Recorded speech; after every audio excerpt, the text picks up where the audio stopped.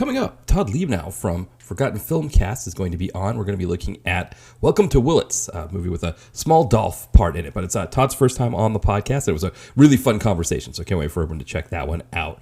And then next week, we've got Mitch from the Video Vacuum on, and we're going to be talking about Ghost Rider Spirit of Vengeance, which is a really fun movie. And I couldn't think of anybody better to discuss that film with than someone I was like, I want to discuss that one on a podcast episode. He was kind of the perfect one. Obviously, it's not a direct-to-video movie per se, but it has a direct-to-video feel, and so that's why I thought it would be a really good conversation for us to have. Also, Mitch has a new book out, Kung Fu Companion, the Chop Saki Movie Guide.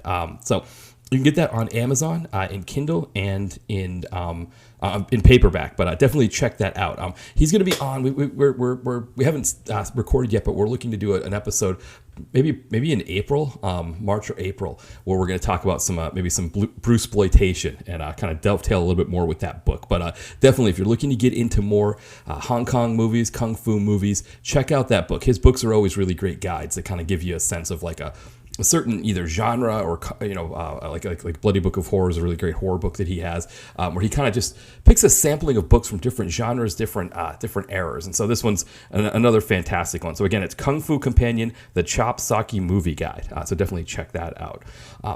And then 2 weeks, we've got Will from Exploding Helicopter back on. We're going to be looking at two films from Vinnie Jones. So we're going to be looking at The Big Ugly and then Bulletproof. So that was another fun conversation. And it's always fun with Will when we talk about, these are non-Exploding Helicopter movies, but always fun to talk with him about those kinds of movies just because he gives us a little bit of a insight into sort of these characters' backgrounds in the UK and whatnot. So another fun one. That's going to be in 2 weeks' time.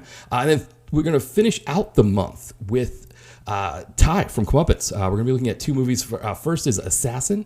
So probably I guess that's the last Bruce Willis film, something in that vein. But then also a film called The System that has Tyrese and Jeremy Pivens in it. So I haven't seen either of these yet. We're going to be recording it for this weekend. But he showed me some screens when he started watching The System, and the Jeremy Pivens looks pretty hilarious. So that should be a fun conversation as well. And again, that's what we'll be closing out the month with there. And then as far as the site goes, we just posted last week, we did American Warship. So originally I had intended to do the Commando, and then when we got the word, unfortunately, that Carl Weathers had passed away, I wanted to do a post in honor of him, and American Warships was available on Tubi. He doesn't have a huge role in it, but it was good for me to kind of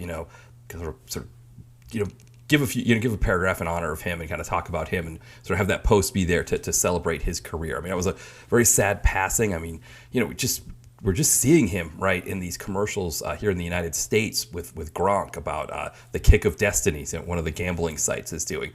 So I have a feeling we're probably going to see some Super Bowl ads with him that he shot before he passed. That's my hunch there. But it seemed like he was very active. He was still doing stuff, and so it was just kind of felt like a very sudden thing. But I think when you think of those actors, those names out there that played a huge part in getting us into the action realm. I mean, Carl Weathers is up there as one of the biggest ones. I know for me. And I mentioned this in the post. I mean, obviously from a movie standpoint, the Rocky films, which weren't so much action movies as they were sports movies, but still kind of a larger than life presence. But then Predator, and then of course a big one for me was Street Justice, the TV show. Growing up, not growing up, but probably like early '90s. That would be on Friday nights on one of the independent channels in New Hampshire, WNDS. They would show Street Justice and Renegade on a Friday night. So it's a really great combination. A really great double bill there. Most people my age, the fondness on Friday nights is for ABC's TGIF package that had shows like Family Matters and Step by Step, which, of course, Step by Step, had Sasha Mitchell, but not doing any karate, of course, but still Sasha Mitchell. But for me, the Friday night thing was that, it was Renegade and Street Justice. And I think it wasn't long after Street Justice ended, I think Renegade was pushed to a different time because it did run longer than Street Justice. But yeah, I mean, seeing Carl Weathers there with Brian Genesee, that was a really great combination. So yeah, big loss for us. And I felt like, okay, I'm going to kind of suspend what I was originally planning and do that post instead for him. So that means The blog is a little bit up in the air in terms of what posts will be coming next. My plan is to do The Commando, Michael Jai White and Mickey Rourke, this coming weekend, and then Deadly Impact with Fred Williamson the weekend after, and then Murder City with Mike Coulter, and then maybe do Equal Standard as a Thursday indie post to kind of round out the month. That's what the hope is. Also, still have to do Craving.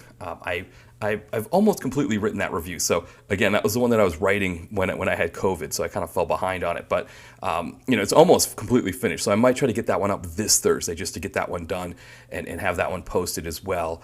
So we'll see. But that's kind of things are a little bit up in the air for that. Also, in terms of updating the archive, I'm through 2022, so we just have the last year's post, the 2023 post, to update the archive with. So I think it's like about 60, 58 to 60 posts that I did last year. And so those are the ones I need to get up on the archive. And then the archive will be completely up to date. And you can go in, find any movie that we've reviewed and click on the link to it. So that's the goal, is to hopefully have those updated. And then in terms of updating the old posts with the images and whatnot, that I have completely stalled out on. So I was hoping to have that done by the end of the year. May still happen. I may still be able to get it done by the end of the year, just because once I hit a certain threshold of those, or hit a certain point in those posts, they'll all have images and whatnot for them. So that's the biggest thing right now with these older posts that I did. When I first started the blog in May of 2007, I think I did like 158 posts in that first month of May, and they're kind of all over the place in terms of like images, what the images look like. And so then it's like, okay, if there aren't any images, or the images are really small, or they were a hot link from another site, let me see if Tubi or another online streamer has the images that I could grab them and update it. So in each case, I'm kind of going through them a little bit like that, trying to kind of fix them up that way. But I think at a certain point, I'll get to a place where every post has at least 3 images that I can just sort of download those from the image page, re-upload them into the post, and then change the links on them. So that's the hope, is that once we reach a certain point, it'll be a lot easier for me to do those updates. But it is something that's still very important to me to do, just because, again, those Matt Movie Guy links are bad. They're not, I don't know that I think you can either get viruses from clicking on them, or they take you to a place that kind of, I don't know, they're not good. So I want to get those out as soon as possible. And then also the photo bucket thing just doesn't look good. Those watermarks, they don't look great. So, and again, a lot of those old posts are getting views. And so people are going to the site and seeing those old posts. And so, it's time for me to get those fixed up. So hopefully I'll start catching that back up as I'm kind of, catching up with everything else there. We'll see what happens. And then, in terms of, thinking about the podcast with the DTVC extra posts, I haven't decided. I'm definitely not this week. Maybe not next week either. Because my goal is to kind of go back to the Marvel Cinematic Universe if I do the DTVC extras again. And they would be on Thursdays if I did those posts. So every Tuesday we'd still have the weekly post with a guest, and then maybe Thursdays on sometimes I would do those DTVC extra posts. And so one of the things with the Marvel Cinematic Universe that I liked doing when I was doing the Phase 1 was kind of going back and watching some of the comic book movies that weren't MCU ones that came out around that same time that I hadn't seen yet. So, for example, I did X-Men First Class. That was one that I hadn't seen before. And the thing is, as we get further along here, there's going to be more comic book movies that I haven't seen yet. So, like, for example, I was looking at it, if you look at 2013, right? So Iron Man 3 I haven't seen yet, and I would be rewatching Thor Dark World, right? So that would be like the first episode of MCU 2 would be Iron Man 3 and Thor Dark World. I also haven't seen the Wolverine yet, so I'd want to watch that. And I also haven't seen Man of Steel with Henry Cavill. So I'd probably go back and watch. So that's like 4 movies that I'd be watching for that one episode. So it's just a matter of getting those in along with the other movies that I'm watching for the podcast episodes that I've got planned to review, and of course doing the blog. So that's the question there. And of course I end up watching things myself for fun. Like I just watched Moon Knight, the series on Disney Plus. So that wasn't it wasn't horrible. It was a fun one. I'm kind of a fan of Moon Knight. I would have liked to have seen him interacting with more people from the Marvel universe outside of the Moon Knight story. We didn't get a lot of that, but otherwise, I thought it was a good series. But anyway. it's almost like at a point now where maybe I just need to just keep watching stuff just for the blog and the podcast, and those are the only movies I'm watching to kind of keep up this pace here. So, but yeah, we'll see what happens there. Finally, of course, novels. We've got Don's House in the Mountains. You can get that on Kindle and paperback on Amazon. Bainbridge, my short action novel, that's available as well. And then my other novels, Chad and Accounting, Girl and a Gun, and Holtman Arms. Those are all available on Amazon. You can get them in Kindle and paperback. Definitely, check those out. And if you do buy one, let me know, and I can always give you a shout out here on the site. All right, so we'll have John Cross from Miscellaneous Plumbing Fixtures, which I should say he has a new album out as well. So if you go on to Bandcamp, he just put out a new album called The Ballad of Rusty Crates. The Ballad of Rusty Crates. So Miscellaneous Plumbing Fixtures, Ballad of Rusty Crates. You can get that on Bandcamp. He released it last Friday for Bandcamp Friday. Really great album, worth checking out. So go on Bandcamp, pick that up. I mean, at this point, unfortunately, because it's not Bandcamp Friday, there'll still be some fees, but it's still, the money goes to him more than it would for like on Spotify. Always good to kind of help out and support those things. But also, John puts out really great music. So definitely go check that out. Miscellaneous Plumbing Fixtures, The Ballad of Rusty Crates. But anyway, we're going to have our theme song here. And then when we come back, Todd Liebenow from Forgotten Filmcast is going to be on, and we're going to talk about Welcome to Willits.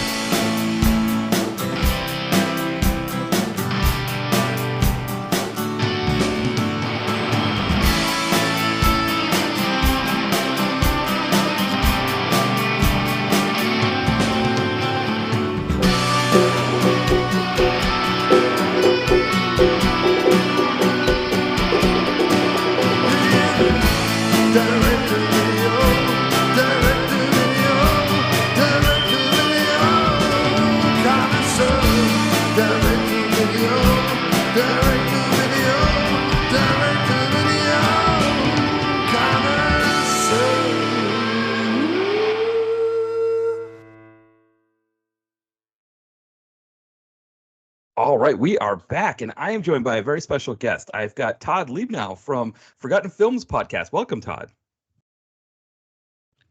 Thanks for having me. Great to be here. Sorry about that. Yeah, and so I was on your podcast late last year. I realized because we're on Skype here, so it says like the last time we did the call. So we recorded about, I guess it was in November perhaps, where we talked about No Contest, which is one that it's kind of I don't say it's a favorite amongst DTV fans, but definitely notorious amongst DTV fans. They all know it. It was fun. I mean, I had heard some things about it going in. It was kind of one of those where, I've heard people mention it, and I thought, okay, well, that looks like a candidate for my show at some point.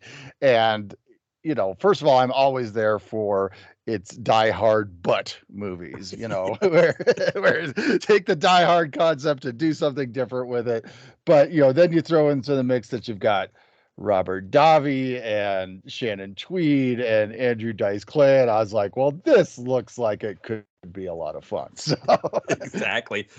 Yeah. And of course, Andrew Dice Clay wanted to just be referred to as Andrew Clay. I guess it's like a bit for seriousness or something like that. Yes, it's to make him more legit and all that. But, they always go back when they do that type of thing. Like I remember, like I'm a child of the 70s, a teen of the 80s. So one of my big celebrity crushes back in the 80s was, of course, the singer Debbie Gibson. And then there was a stretch of time where she was like, no, it's not Debbie Gibson, it's Deborah Gibson. And now she's kind of gone, you know what? It's Debbie. I'm Debbie again. So, Well, I had heard, I think it was Brett from Quomas Reviews that told me this, that apparently she wanted to be Deborah. And they were like, no, you're Debbie. Because I guess they wanted a more of like a teen pop element to it. Yeah. So she wanted Deborah. To be honest, I think, thinking about like Only in My Dreams and Electric Youth and all of those ones, to me, that just screams Debbie more than Debbie. Deborah. Yes, absolutely. Absolutely. And I am unapologetic. I mean, my tastes are diverse when it comes to movies. My tastes are diverse when it comes to music, and I make no bones about the fact that I'm a Deb head. I mean, give me a break. Yeah. Well, because you know what the thing is, because people would compare her to Tiffany, but the thing about Debbie Gibson, she wrote her own music. I think she has like the Yes. youngest hit of somebody. Like I think she was like the youngest writer of a number one song. Yeah, I think that's right. And that was the thing that I always said, yeah, kind of set her apart, was the fact that she wasn't just doing the songs that somebody else had prescribed for her, that some record exec said, this is the way to sell records in the 80s. No, she was writing her own stuff. So Yeah, now, there is a film. I don't know if you've seen this film that the Asylum made. I think it's called Mega Python versus Gatoroid. That they're has both the in it, right? yes, Yeah. exactly. Yeah. I haven't seen it yet. No, but I was like, oh, I got to see that eventually. Both Debbie Gibson and Tiffany in one movie. Yeah, what's great about it too is that Mickey Dolenz from the Monkees has a cameo in it, which is even more fun. Oh, and I mean Mickey Dolenz. I mean, if we want to talk about unique history too when it comes to movies. First of all, I love the Monkees. I grew up with that on reruns, and it's one of my all-time classic series for the '60s. But Mickey Dolenz, he's shown up here and there in some movies. Like I reviewed on my site at one point, because I talk about what I call forgotten films, the films that people don't really talk much about anymore.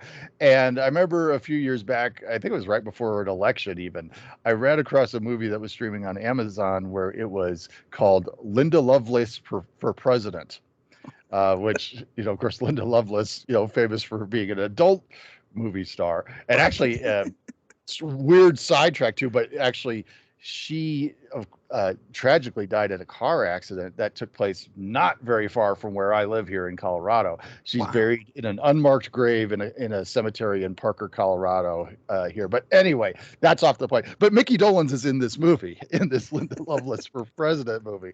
So I'm like, oh, that's just weird. And then of course, like the Monkees were in the movie Head, which is a bizarre, trippy film. And then of course, he's the father of Amy Dolenz, who is in all kinds of crazy films too. So yeah.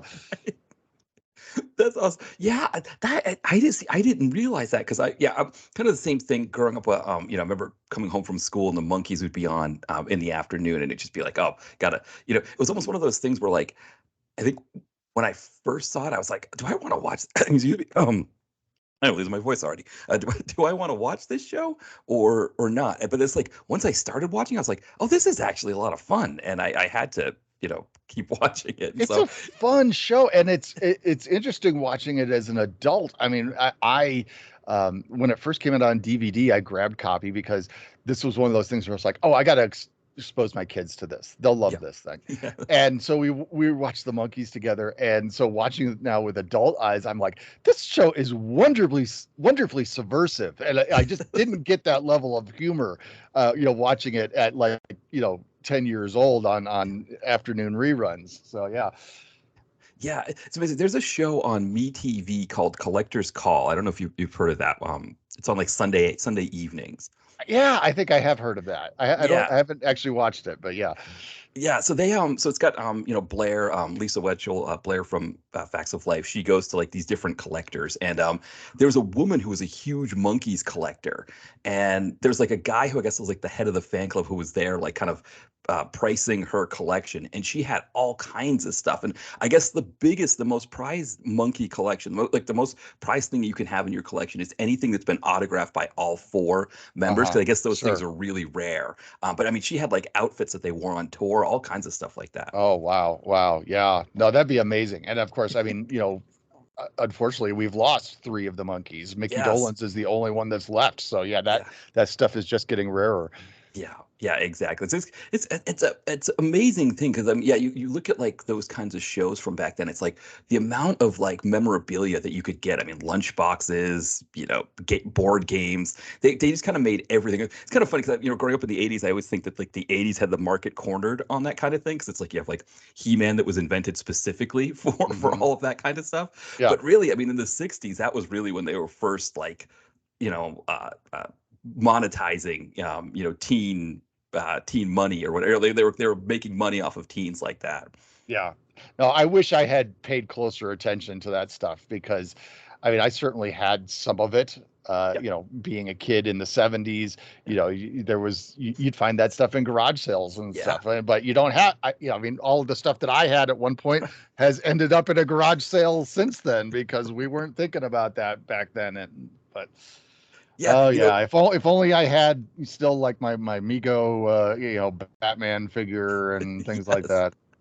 Yeah, the one that I was thinking about, and who knows, comics probably weren't in the best condition, but like how Thor has become such a huge character, right? With the Marvel Cinematic Universe. And I Mhm. remember growing up, you go to yard sales where like, older people would have, comics that their kids who had grown up in the 60s, Oh yeah. obviously, no longer, and Thor would be there amongst Sergeant Rock or something. And I would be looking for like X-Men and Spider-Man and stuff like that. And I'd be like, Thor, who wants Thor? And it's like, I mean, who knows how much money I was passing up there. So Oh yeah, I tell you. yeah, for sure. Now, Todd, since this is your first time on the podcast, you mentioned your podcast, Forgotten Films. Yeah, do you want to tell everybody a little bit about the podcast? Yeah, I mean, absolutely. I never turned down an opportunity to promote stuff, right? Yeah. So yeah, the Forgotten Filmcast is a podcast I've been doing for many years now. We just crossed 200 episodes, so we've been doing it for a while. And basically, on each show, I'm joined by another film blogger or film podcaster, and we go into a deep discussion on what I call a forgotten film. So something that just doesn't get the kind of exposure that a lot of films get. I figure, we could talk new releases. That's fun, but let's talk about the movies that nobody ever talks about. So we've covered stuff all the way from the silent era all the way up to right now about the early 2000s is my cutoff because I always think a film needs a little time, before we can really consider it to be forgotten, or I mean, it might come back. People might rediscover it or in some ways. I actually think some films that we've covered on the podcast over the course of the many years that we've been doing it have started to become more discovered by other people. Like the first episode of the show we ever did, when I launched it, I was like, well, I know what has to be the first movie that I'm going to talk about. It's got to be 3 O'Clock High, which I've always said is one of the most underrated, underappreciated movies of the 80s. It's one of my favorite of the teen comedies. And so I was like, this has to be the first episode. I was joined on that episode by Brian Sauer, who, of course, folks know today from being part of the. I'm forgetting the name of the podcast already. He's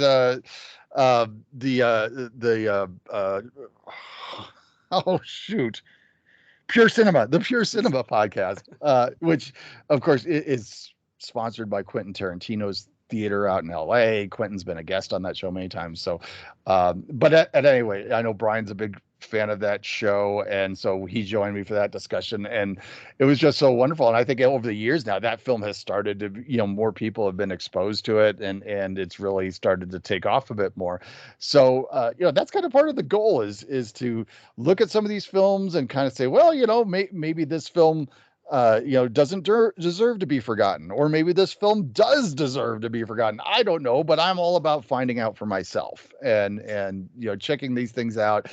I mean, I'm addicted to Letterboxd, so I just always want to see myself, add more films to the list. It's a moment of pride for me when I can be like one of only like 23 people that have logged watching a certain film on Letterboxd. So yeah.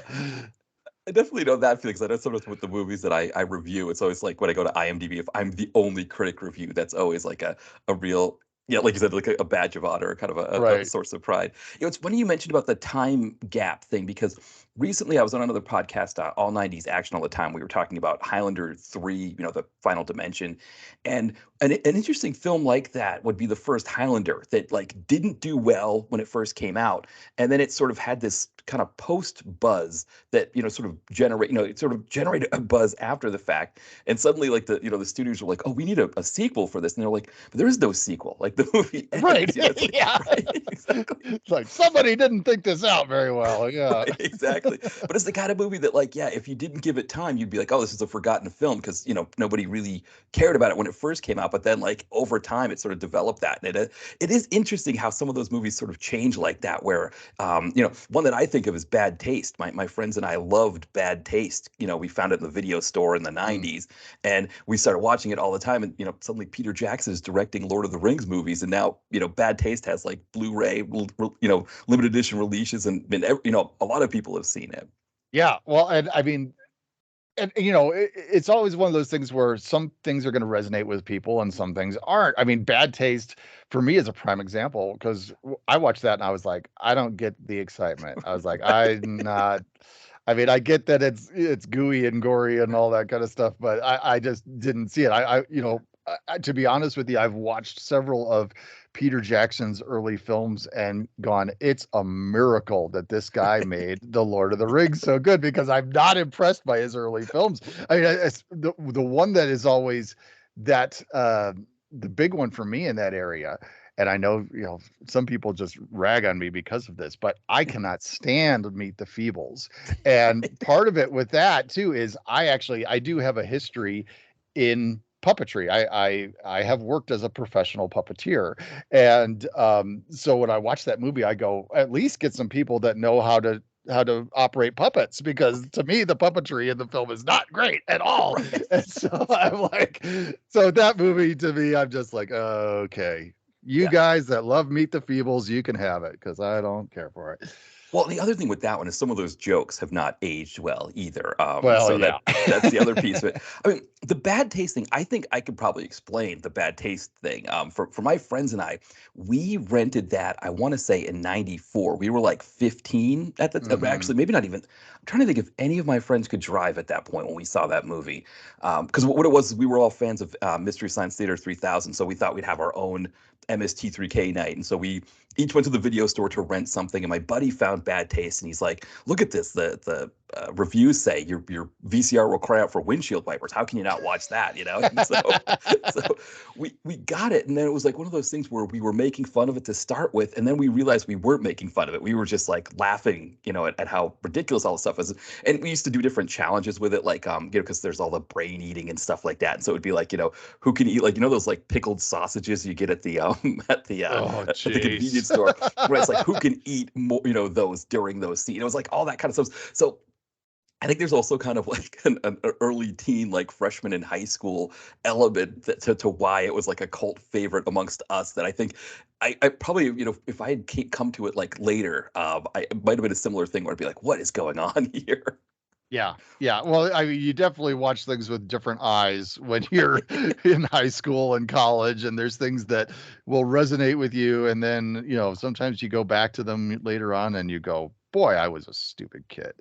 Exactly. Yes. Now, one of the sort of the unofficial traditions of the podcast is a lot of times when people are on for the first time, we do a Dolph Lundgren film, and that's no different here. We're going to be doing Welcome to Willits, which has a small amount of Dolph in it. But yeah, as far as either with your podcast or just movie watching in general, what are your thoughts on Dolph Lundgren?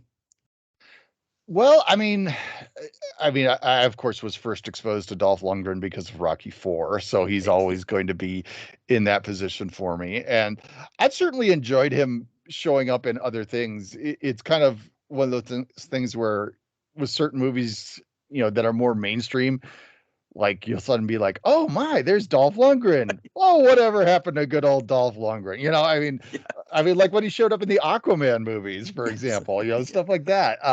I, I gotta admit, I haven't, you know, dove too deep when it comes to his direct-to-video stuff. I've seen him in things here and there. I've seen kind of the big ones when it comes to Dolph, and some of the ones that are maybe not as big for a lot of people, but maybe stand out for others. Like your Red Scorpions and things like that. But yeah, I mean, when it comes to the deep dive on Dolph, I'm definitely not as well versed as you are. Yeah. Well, it's an interesting thing because like you talk about, like, the Ivan Drago thing with him. It's almost like he came out of the gate with two big ones, right? With Ivan Drago, and then Masters of the Universe. Uh, and to some extent, his whole direct-to-video oeuvre that sort of comes in the 90s and into the 2000s was almost like completely built on that. It was Yeah. like, here's Ivan Drago or He-Man on the cover of this movie. I mean, I almost think it's part of the reason why The Punisher didn't do so well. I mean, it wasn't even released here in the U.S. is that he had dark hair for that. He doesn't really look. Yeah, exactly. but yeah, it's amazing, like kind of how there's sort of that pivot. I guess the movie we're going to be talking about here, Welcome to Willits, it's in this period of time where he's just like doing a whole bunch of stuff. He's just sort of like grabbing as much as he can. But he's a fascinating figure because he gets the role in I guess before that it was A View to a Kill. He was in that one because he was dating Grace Jones, and he was like in the United States because he was looking to go to school. He was on a Fulbright scholarship to go to MIT Mhm. for chemical engineering. But he's obviously a big athletic guy, so he gets a job working as a bouncer at a bar in New York or a club in New York, and then Grace Jones gets him the gig in View to a Kill, and then Stallone's like, "Hey, he'd be great for the lead baddie in my Cold War epic boxing film that I want to make." And he's kind of shot him to stardom. And there is almost a sense that, like, when we get into movies like this one here, that he's actually kind of finally making sense of it. It's almost like it took the 90s and into the 2000s for him to really make sense of, like, what had happened to him there. This one is odd because he barely factors into it. And I mean, I honestly, as I was watching it, I was like, this seems like it must be something where somebody that was involved in the production, I don't know if it was a producer. I mean, heck, it could have been some lowly grip. I don't know, but that might have said like, "Hey, guess what? I can get us Dolph Lundgren for an afternoon," because literally they could have shot his scenes in an hour or two here in this. Well, exactly. And if you look at his bio, it's almost kind of like that's how it works. Where he'll have like, because like this year, 2016, where this one comes out, he has 5 films, I think. And of the 5 films, right, he's got 2 where he's got kind of a bigger starring role. So one is Kindergarten Cop 2, which is sort of like a cash grab like sequel that has nothing to do with the first Kindergarten Cop, right? It's just like slap the name on it and hopefully people will buy it. So there's that one, and then there's a movie called Don't Kill It, which was a really inventive horror film. I don't know if you've heard of that one at all. No, yeah, I'm not familiar with it. That's a fun one. It's one of those ones like those demon possession ones where like a demon kind of floats from person to person and goes on killing sprees. And Dolph is the expert, right? The traveling kind of esoteric but violent expert on the demon and who comes to the town and people don't know if they can believe him or not, and then Hmm. when they start to see more murders, they're like, okay, we've got to go for it. And then he has this movie, Welcome to Willits, and Female Fight Squad, where a similar deal, where it's like his scenes could be shot within a day of shooting. And then he also has an uncredited, really small part in the Coen Brothers film of that year, Hail Caesar. Oh, that's right. Yes, Totally forgot about that. right. When one of the I can't remember the character, like when the character is getting on the submarine to go to Russia or to the Soviet Union, he is the commander who's on the submarine. It's just you never see his face. And he's not credited for it. Oh, wild. Yeah, exactly. So that's kind of how and if you look through his bio around this kind of mid 2010s period, it's a lot of that. It'll be like 1 or 2 movies where he's got big, a lot of scenes, and then like a bunch of these ones where like you said, and I think it's one of those deals where maybe his agent was kind of just on the phone, like, because there are some rumors about like why he may have needed money, like there, of course he did have a divorce around that time, and so so I don't know, because I think his kids were older, so I don't know that he necessarily was like in that situation where it was like alimony and child support plus the new Mhm. girlfriend that you got to pay for.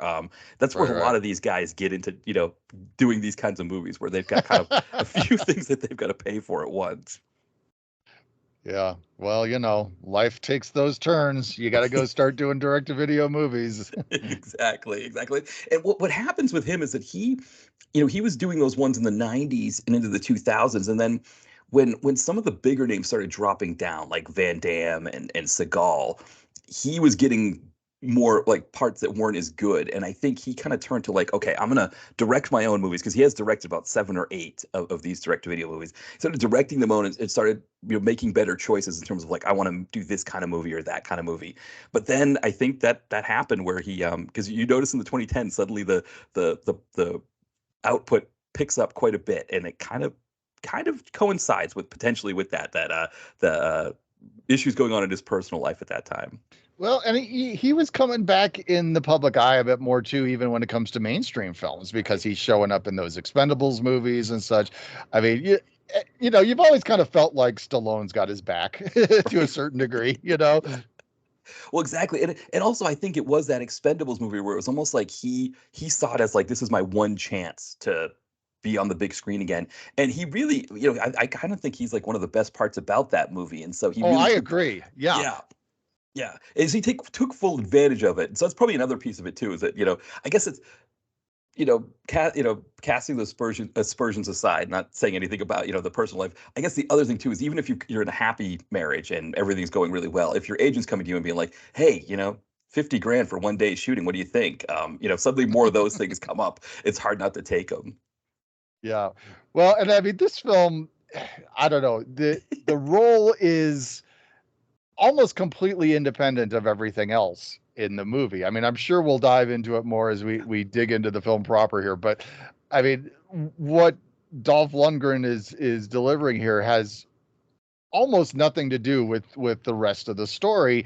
And I got to be honest, I was a little bit confused as to, you know, what exactly the role of his character was. At first, I thought he was, you know, just well, when I first saw it, I was like, is this a TV show that they're watching? You know, he's just on TV and he's a part of this show. But then I start to think, oh, no, maybe is he legit something we're flashing back to here? How's he factor into this? It was one of the biggest mysteries of this film, because I do not have a clear picture of exactly who Dolph Lundgren's character was in this and what his purpose was. Yeah, well, no, well, that's probably a good point, because I think the character itself is intriguing enough that I think it probably explains like why he would have taken this. That, like, you know, if you've got a whole pile of one day shoots that your agent is giving you, this one would probably stand out as kind of a more fun one for him, which probably explains why he did it. But yeah, why don't I'll jump in. I'll give a quick synopsis, and then yeah, we can kind of dig in on this one, or get stuck in, as they say in the UK.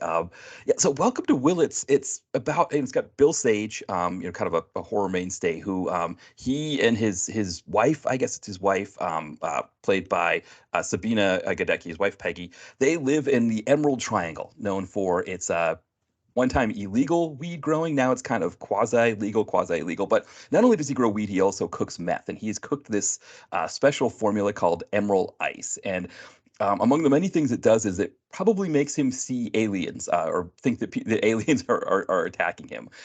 Unfortunately, his niece Courtney is visiting at the same time, so she's got to deal with all of this. And then, you know, kind of at the same time, we've got our campers from the city who are also showing up at the same time, and there's sort of that collision course to wackiness that our campers in the city kind of find themselves, you know, stumbling upon. Bill Sage character's name is Brock. Brock's growing his weed growing operation, and he thinks they're aliens, and he starts bumping them off one by one. And so it's a matter of who can get out alive, who's going to escape Bill Sage and his girlfriend, who think that all of these kids are aliens. That's pretty much the bulk of it. Then, of course, Dahl's character, he's a TV detective. And so Bill Sage is watching TV, and he sees this TV detective, and he thinks that Dolph is onto him, that Dolph is like trying to arrest him, or he's getting paranoid, I guess, and thinks that Dolph is part of the, I don't know if he's part of the alien scheme to get, or whatever, but he's included in the hallucinations, I guess. Right. Yeah. Yeah. Yeah. Right. So Todd, what did you think of Welcome to Willits? Well, I think that it is an interesting premise. I don't know that I can say that it executes it as well as it could, but I was intrigued by the idea that you've basically got a guy that you know, has had some kind of trauma, or maybe just thinks he's had some kind of trauma. We don't know, but you know, for some reason, the combination of the fact that he grows drugs, that he makes drugs, that he takes lots of drugs, you know, that has him thinking that everybody around him is an alien, and so he's out to kill the aliens. That's an interesting idea. I mean, on the surface, when I was just kind of looking at the basics of this film, I was like, okay, well, this is an alien invasion thing. But really, no. I mean, it's really a slasher film that is disguised as an alien invasion film, because the idea that this guy's having these drug-fueled hallucinations and thinks there's aliens everywhere is just kind of the premise to turn him into a killer in the woods. And I thought that was an interesting idea. Again, I don't know that it pulls it off as well as it could. I actually, throughout this film, there were moments where I was going, oh, well, why don't you do this? Why don't you do this? It would be interesting, and it didn't go those places. I don't want to judge it too much, the film, on what it isn't. I think what it is intriguing, has a few fun moments. The biggest one for me being Rory Culkin. We'll talk more about him, I'm sure. But, I think that there were plenty of missed opportunities, but I still think it was a pretty interesting watch, if not the most, satisfying. Yeah, it was definitely interesting. I think when I first saw it, I liked it better than the second time. Like, it felt like it dragged a little bit more in the middle than I remembered it dragging the first time I saw it. So, Yeah. which, of course, that could just be me playing around on my phone when I was watching the movie the first time.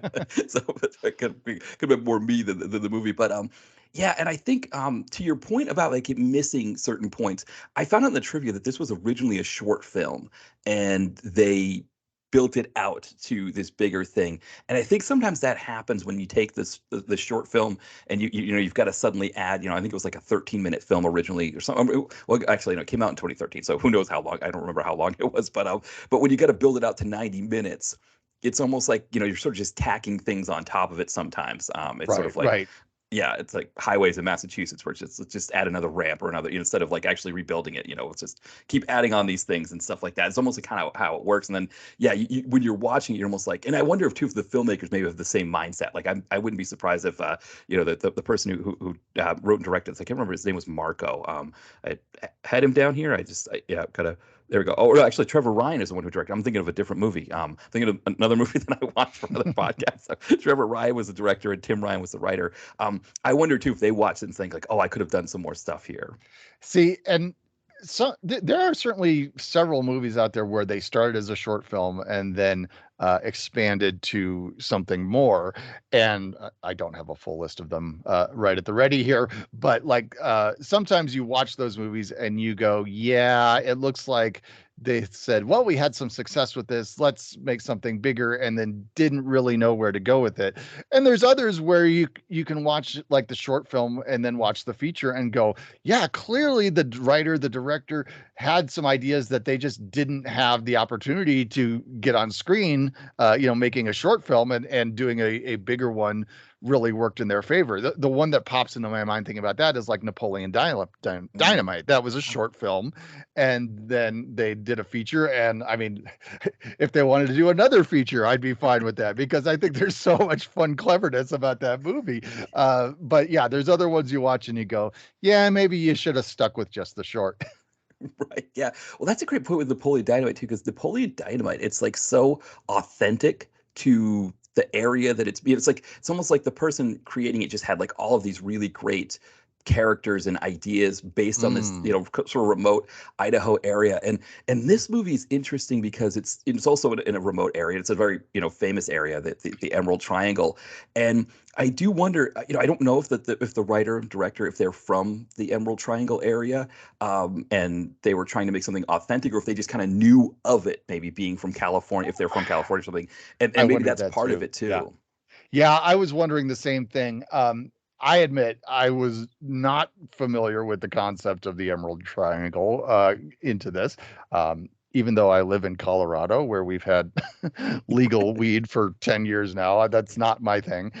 We have, though, that name, the Emerald Triangle, made me think of, we have in town here, there's a stretch of Denver that is referred to as the Green Mile, because that is where there are quite a few pot shops and things like that. My wife actually works at a place that's like just like a block away or so is this big facility that once was a greenhouse that grew like flowers and decorative things and that, and now it's a pot growing place. But at any rate, I wasn't really familiar with that area, but I did find it interesting that the film is called Welcome to Willits, and I thought that, I don't know, there doesn't seem like there's a lot here that really ties it to the town. There's not like a sense of community identity or anything like that. I mean, maybe it's depending on knowledge that people might have that, oh yeah, Willits, California is the center of the drug growing there in this Emerald Triangle. It's like, okay, great if you know that, but I didn't know that, so I was already at a loss going into this. But for a movie where the title is all about the town, and there's one moment where Brock delivers the line, "Welcome to Willits," before blowing somebody away. Okay, but the impression I got from that title is that it's going to have more wrapped up in the identity of this area, of this town. And, maybe there was going to be something about, I don't know, all these town people that are, all having hallucinations about aliens, or, we're all going to band together and fight the aliens. More of a town identity, I thought, would have been wrapped up in having a title like that. But that's not the case. It's just this loner guy out growing weed in the middle of nowhere. And I was like, well, if you're going to call the movie Welcome to Willits, give me a bit more of the identity of this area.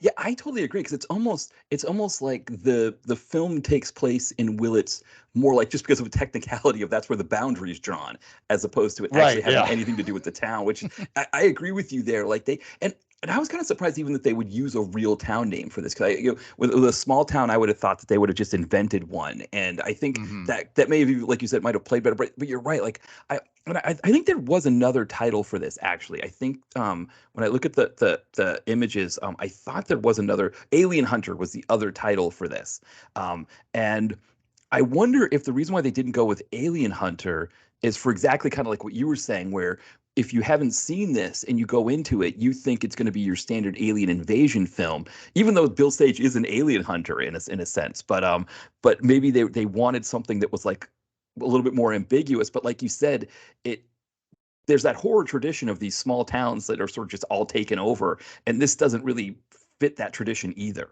Yeah, well, and all that being said, I think one of the sequences of the film that actually worked best for me, and I think does have a little bit of that, kind of town identity to it, is as they're setting things up in the beginning of the film, and we have these college students or whatever in the kind of mini mart thing, and that's where they first encounter Rory Culkin, and there's a whole exchange with the guy that runs the place and talking about people disappearing and all that kind of stuff.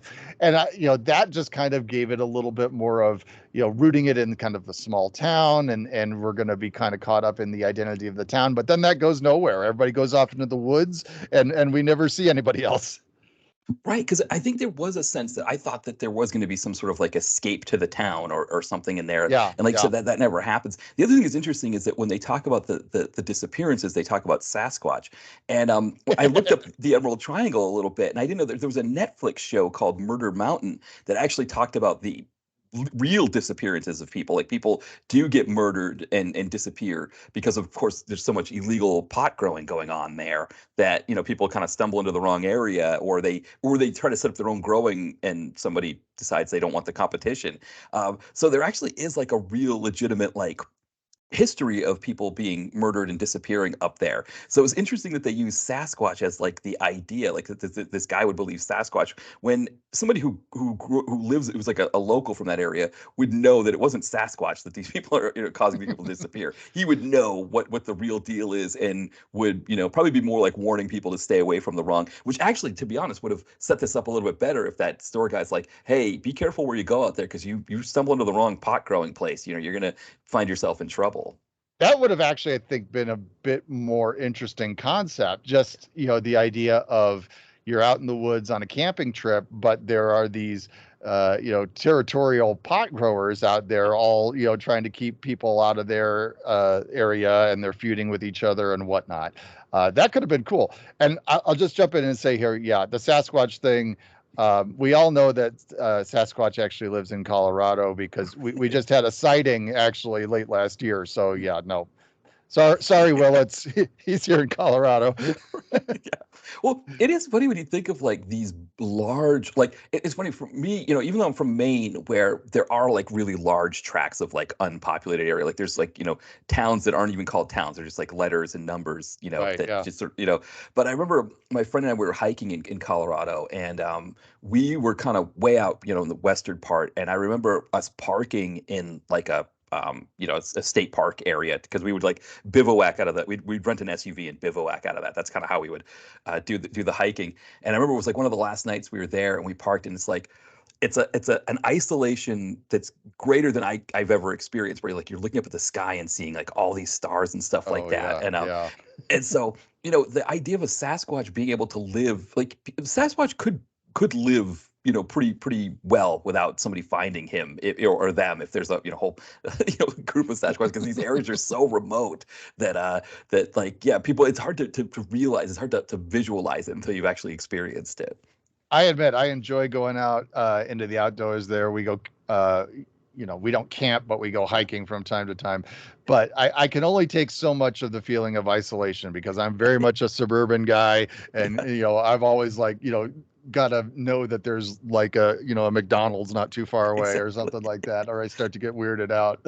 That's driving through Wyoming always does that to me, because I mean, it's beautiful, it's great up there, but half the time I feel like I'm the only person there, even on the interstate, and I'm like, oh, this is weirding me out.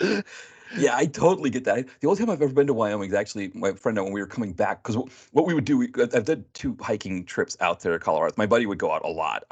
But what we would do is we get a hotel the last night in Denver, because it's like you kind of just like you've spent 7 days kind of just bivouacking and all this stuff, and you just want like a hotel for like your last night to shower and all that. Right, And yeah. one of the times we hopped up the highway just so I could say I've been to Wyoming, and essentially we just crossed the border into Cheyenne, stopped at the visitor center, got McDonald's, and went to the travel, the truck stop, and got some souvenirs. So that's my one experience in Wyoming. Cheyenne's like the last bit of actual, if you could call it a city even. I always, my family and I went up there a few years ago, and I'm not slamming Cheyenne at all. I enjoy Cheyenne. It's a nice place. But like the Cheyenne's like, is it the biggest city in? It's either Cheyenne or Casper is the biggest No, I city think in it's Cheyenne. Wyoming. Yeah. And like it's smaller than the suburban town where I live right now. So, Exactly. Well, that was like a big change for me coming to Philadelphia, where Maine, because I grew up near Boston, and close enough to Boston, like an hour away, but like, Portland's the biggest city in Maine. It's like 75,000 people. And it's like my area of Philadelphia, just South Philly, is like twice as many people as that. And so, yeah, so it's really changed for me. But what are they, going back to that idea of sort of like, you're out hiking and you just can't wait to get home to, to your comforts and stuff. It's interesting that they actually kind of get a little bit, we get a taste of that with our campers, but we only get a taste of it. It's kind of another one of those elements I think you were talking about, where we get like a thread of something, but it's never really expanded. And the character of Cassie in the film, a blonde woman whose her boyfriend is Zach, who Zach is just a jerk. He's your standard asshole guy who we know he's going to be the first to get it. It's just a matter of time. And he goes out on his own, and he finds Bill Sage's pot growing place. And of course, like most people would do when they see a pot farm in the middle of an area like the Emerald Triangle, they just start grabbing plants, as opposed to being like, I'm going to get the hell away from here and hope I don't get killed. He starts grabbing plants, and of course, Bill Sage sees him, thinks he's an alien, and blows his head off. But Cassie, with it being her boyfriend, nobody else is that concerned. There's our character Jeremiah, who's kind of our final guy, our final dude character in this. He's the kind of the fifth wheel. So just to give people an idea of our groups here, we've got 2 couples, Zach and Cassie, and then the other 2 are Besh, played by Karuchi Tran, and Klaus, played by Thomas Dekker. No, Besh was it? Yes, yeah. You're right, Besh. Yeah, no, Besh. Yeah, exactly. That's a fun scene. Yeah, and of course, we'll talk about this in a bit, because they pick up a traveler, Rory Culkin, who's a really fun character. But Cassie, she's kind of worried about her boyfriend, because she can't find him, but also she's just kind of done with the whole being in the camping thing. And this is kind of almost throwaway line where she says, "I just can't wait to be home in my apartment." And it's that feeling that you get whenever you're kind of out there in that hiking environment, out in the wilderness. And some people, of course, don't have the feeling of I can't wait to get back to my apartment. They just want to stay out there forever and just do it. But for most people, there is that sense of like, I want to get home, I want to get in the shower, I want to get in my bed, I want my creature comforts. And we get that little taste of it there, but it's never really expanded upon. And I think it's something that maybe we could have gotten a little more of. Well, and there's actually a part of that whole exchange. Doesn't she have a line where she says something like, "I miss the Mindy Project," Yes, exactly. Of all the shows.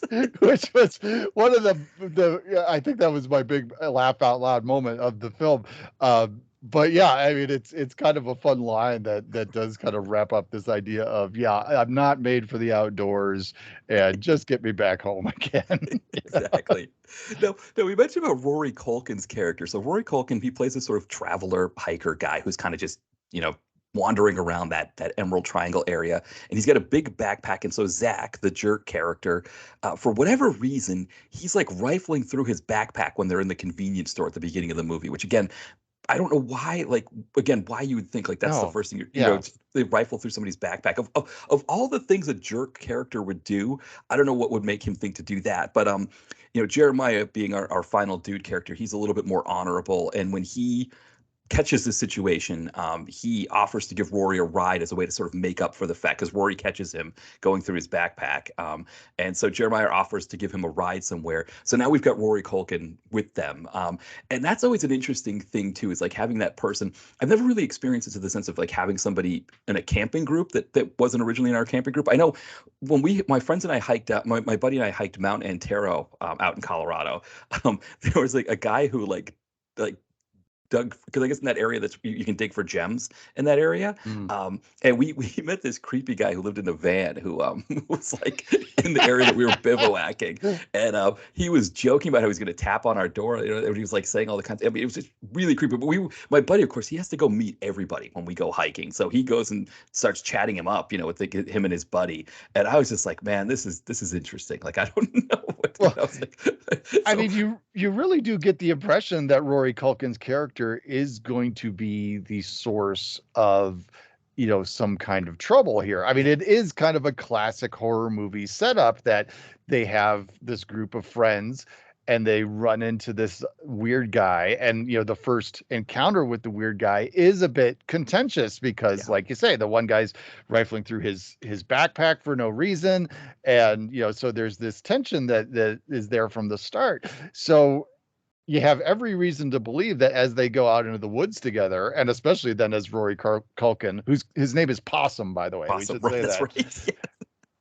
Yeah. He starts going off on these things where he's talking about all this strange stuff and just, keeps on giving us the impression that he's just a bit more off kilter and there's something not right about him and we need to be careful. I mean, it would make total sense if then he somehow contributed to the carnage, but the film doesn't go that way. No, and it's interesting too, because the key thing, right, that I also was wondering about that we didn't quite get with him, he smokes or he snorts the emerald ice meth, which seems to be the source of the issues here for Bill Sage and his girlfriend. And he does have some hallucinations on it, but not quite to the same level. And of course, like his murder scene when he gets killed. So he essentially he also stumbles upon the farm, and but he steps into a bear trap, which is just, oh man, that's like that is a nightmare there. I keep on thinking that has got to be one of the worst things that could happen to a person, is to step into a bear trap. Yeah, and he's stuck there, and Bill Sage, a character Brock, shows up, and he's seeing him as an alien, and so like, well, he's, while our Rory Culkin's pleading for his life and saying, don't get whatever, all Bill Sage is just seeing is a gross alien who's like chirping at him, and they definitely, like, that death scene for him does not, it's definitely as graphic as it gets, I think. It's sad that Rory Culkin goes because I think he's my favorite character of the film. Yeah. I enjoyed his moments where he just kind of gets to gets to kind of go off and deliver these weird speeches. So it was sad to see him go midway through the film. Um, but I mean, what you were saying there brings up, some of the big questions that I have about what is happening in this film because um, we've talked about how Bill Sage's character, he is hallucinating. He's seeing everybody as aliens, okay? And we draw the conclusion that it's because of this emerald ice that he creates and is indulging in quite a bit. So you mentioned also that at one point Rory Culkin takes some of this, and it's real fleeting, but we do see him out wandering in the woods and he sees something that registers to him as an alien, and he actually goes and talks to the others about it and such, talks all this stuff about aliens and the pyramids and all kinds of stuff. And then also, through this whole thing, the wife, girlfriend, whatever of Bill Sage's character, Peggy, she also, is seeing things as aliens because, like, when Brock comes back with with what to him looks like an alien head, it's an alien head to him. We Right. see it as an alien head. Peggy is seeing it as an alien head. We eventually know it's not an alien head; it's Rory Culkin's head. So she is clearly seeing the same thing that he's seeing, and because she never says anything like, "That's not an alien. That looks a little like the Home Alone kid, but different." It's not like that. So the strange thing is that all these people seem to have the same hallucination when they take this stuff, and I mean, I don't know much about how hallucinations work, but it seems improbable that they would all have it manifest itself in the same way.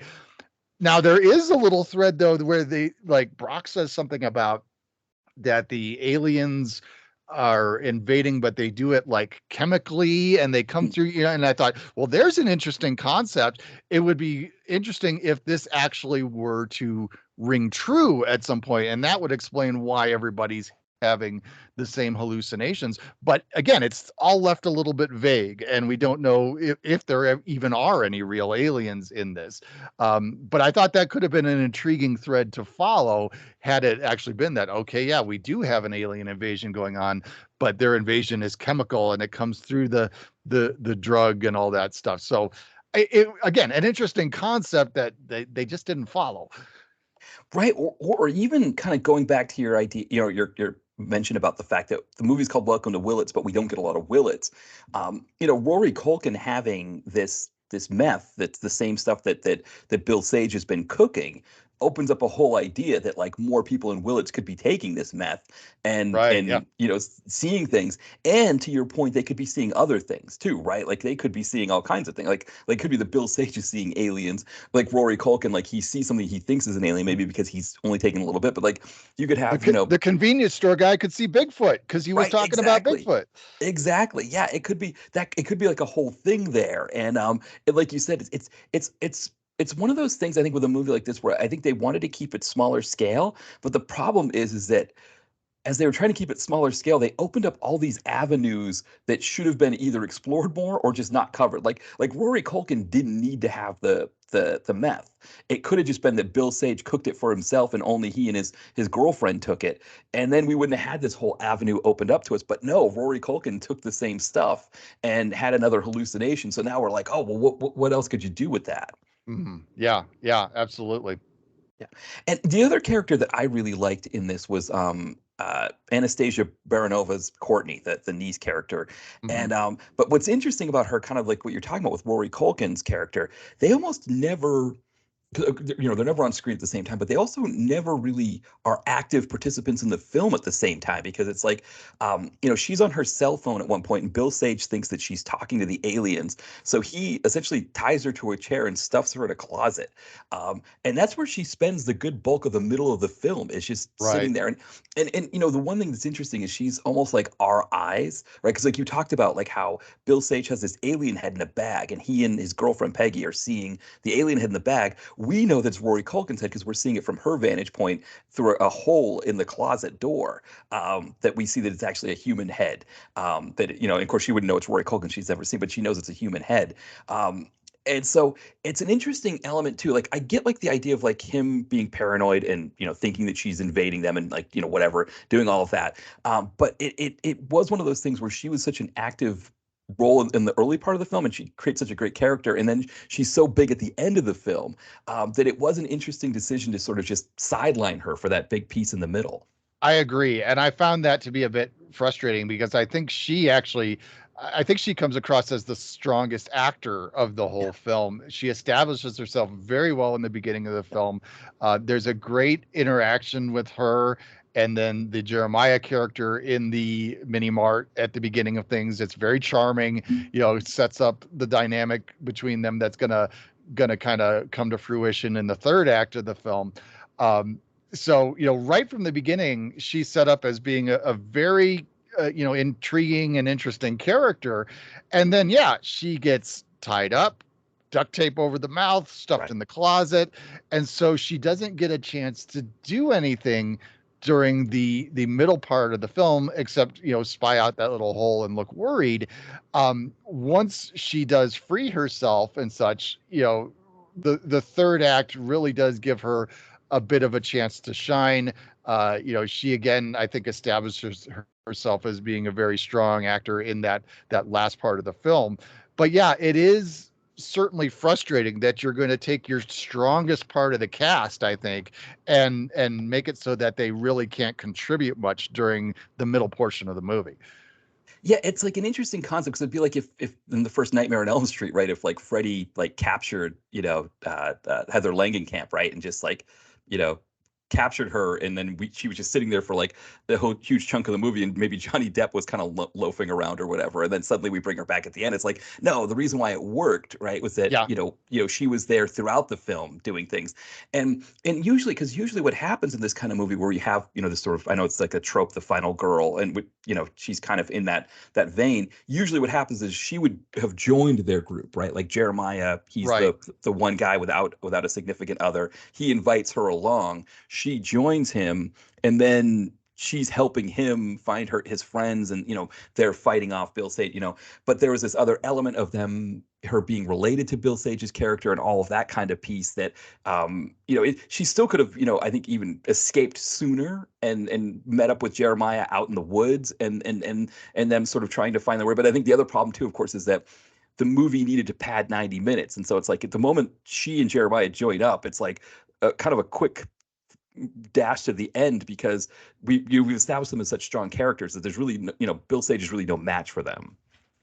Yeah, I think it's good that you mentioned folks like Heather Langenkamp, because I would say that Anastasia, I'm going to struggle on the name, I'm sorry, Anastasia Baranova, I think she does a very solid job in terms of just kind of the tradition of final girls. She has that kind of screen presence that I would compare to someone like a Heather Langenkamp or a Neve Campbell, who have really, are very famous for their contribution to the whole history of the final girl. I think that this actress is displaying a lot of the same traits that you see in some of those very famous examples.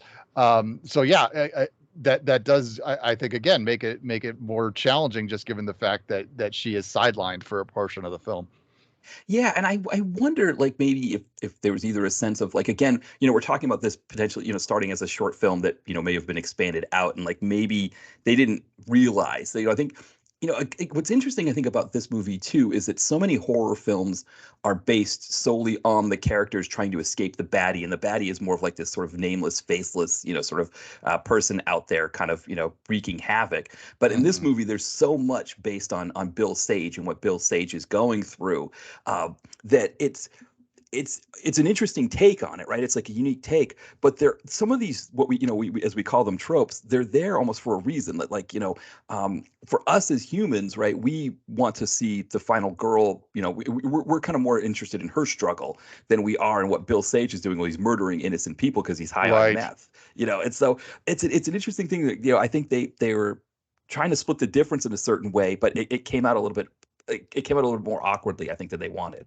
I agree, and I think some of the moments of the film that do struggle the most are some of those where I think they're trying to focus a bit more on Bill Sage and kind of how he's processing things. There are some moments where, like, he and again the wife or girlfriend Peg are kind of trying to take care of situations. They're like, disposing of the bodies, that they think are aliens again, trying to burn the parts of the aliens. They're doing all this stuff. And there's this awkward banter between the two of them that feels very unscripted. I think that as I was watching it, I was going, this really feels like they did not have the pages done, and they just said, you know what, just say some stuff while you move body parts around. Just that didn't work very well. I mean, it looked like the actors were struggling a bit in that scene to come up with what they're going to say and how they're going to make it all work. But yeah, I'm going back to what you're saying though about horror movie tropes. I mean, this movie has no shortage of those type of things because it plays off of so many of the ones that you see in a dozen other movies. I mean, the whole kids out on the camping trip and weird things going out in the woods. I mean, these guys fall into every possible trope that you would see in those movies. I mean, the prime example, of course, being one of our friends is missing. There's something spooky out in the woods, but hey, let's go off to a secluded spot and have sex.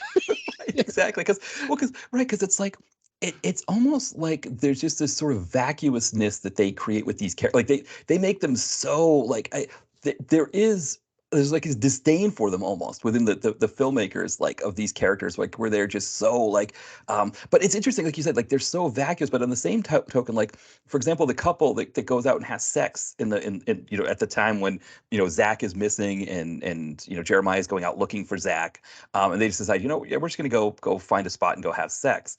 At the other time, we get these other moments with them where, like, Besh, Karuchi Chan's character Besh, she's like giving Zach the finger and making fun of him for calling himself Dr. Slickness and all that stuff. And so, like, she's a little bit more down to earth than we think, right? And then, like, Klaus, the Thomas Decker's Klaus character, same thing. Like, he's a little bit more down to earth, with some of his interactions with Rory Culkin and some of those kinds of things. So then it's like almost completely against character that they would say, oh, you know what, one of our friends is missing, let's just go find a place and go have sex out, in this, right.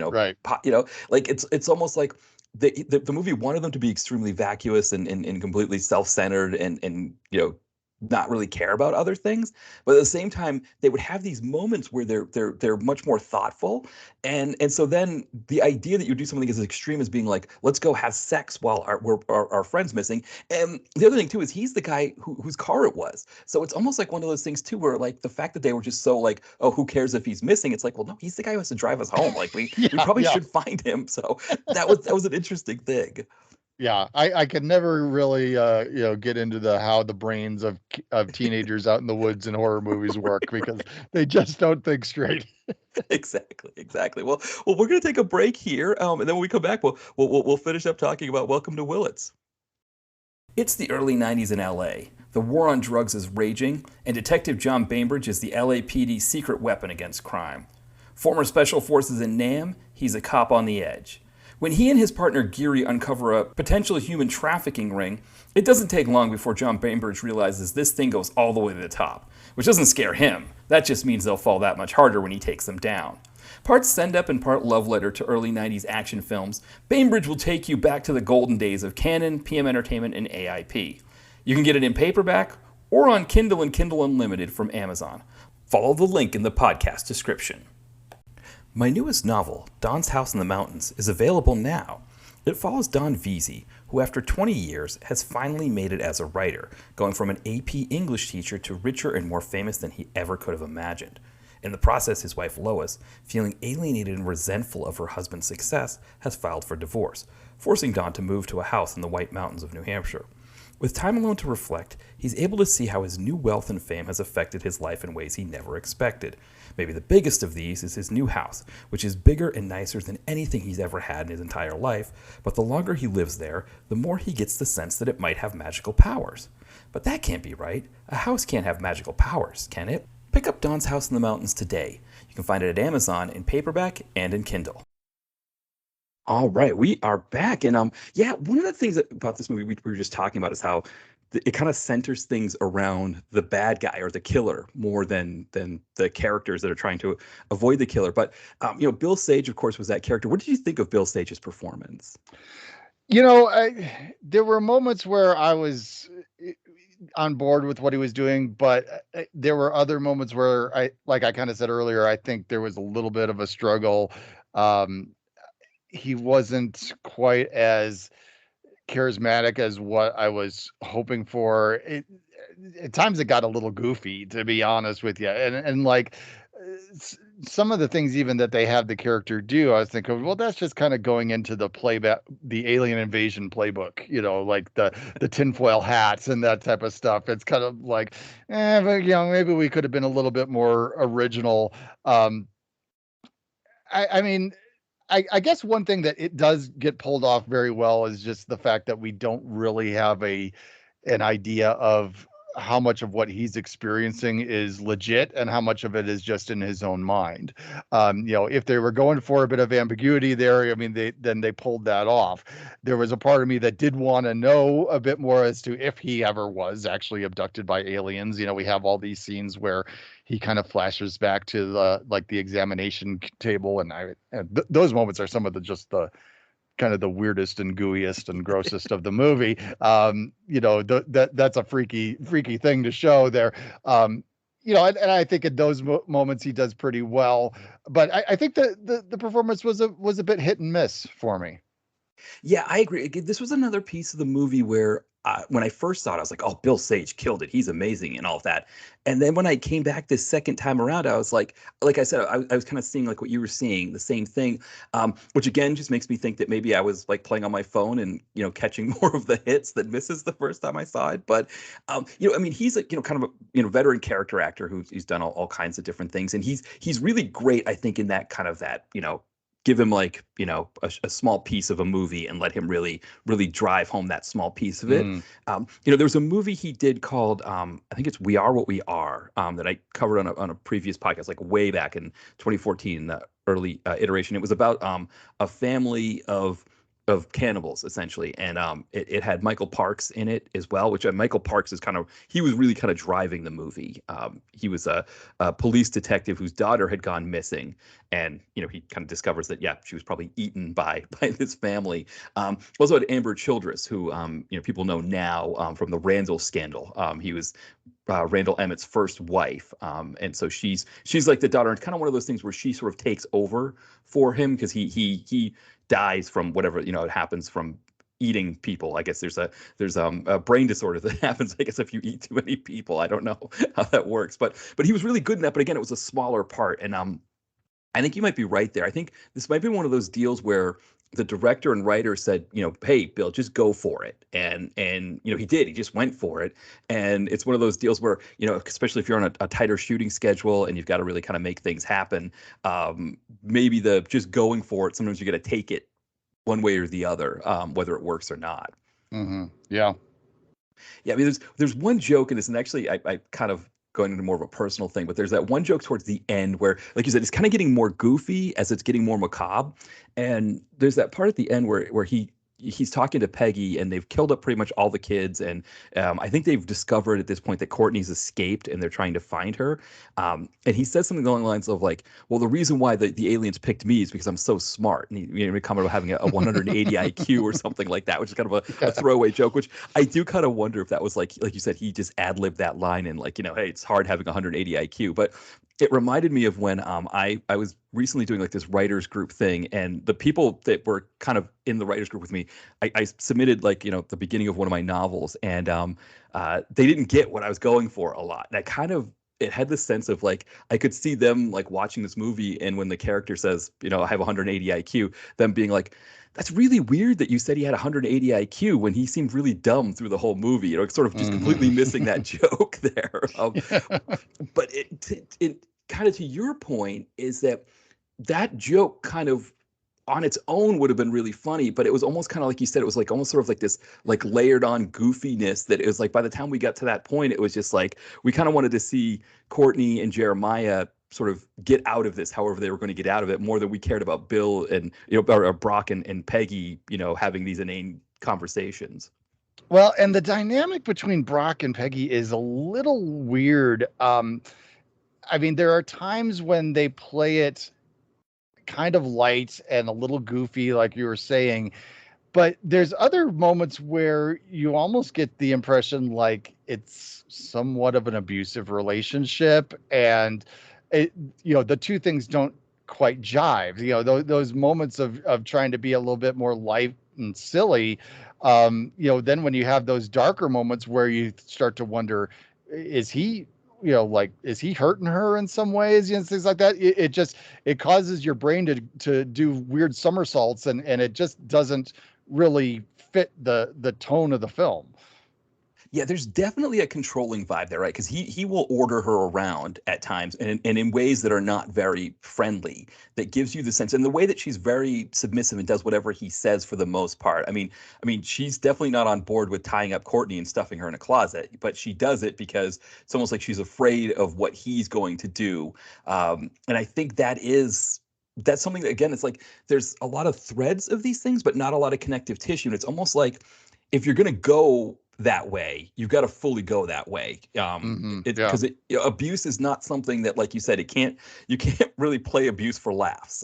It's right. If it's there, it's going to put a seriousness on it that when Bill Sage is saying I've got 180 IQ and Peggy is like, yeah, because you're so smart, Brock, and she may believe he's smart, and maybe that's part of the abuse factor, that she just thinks he's so smart and knows what he's doing, that she just follows him.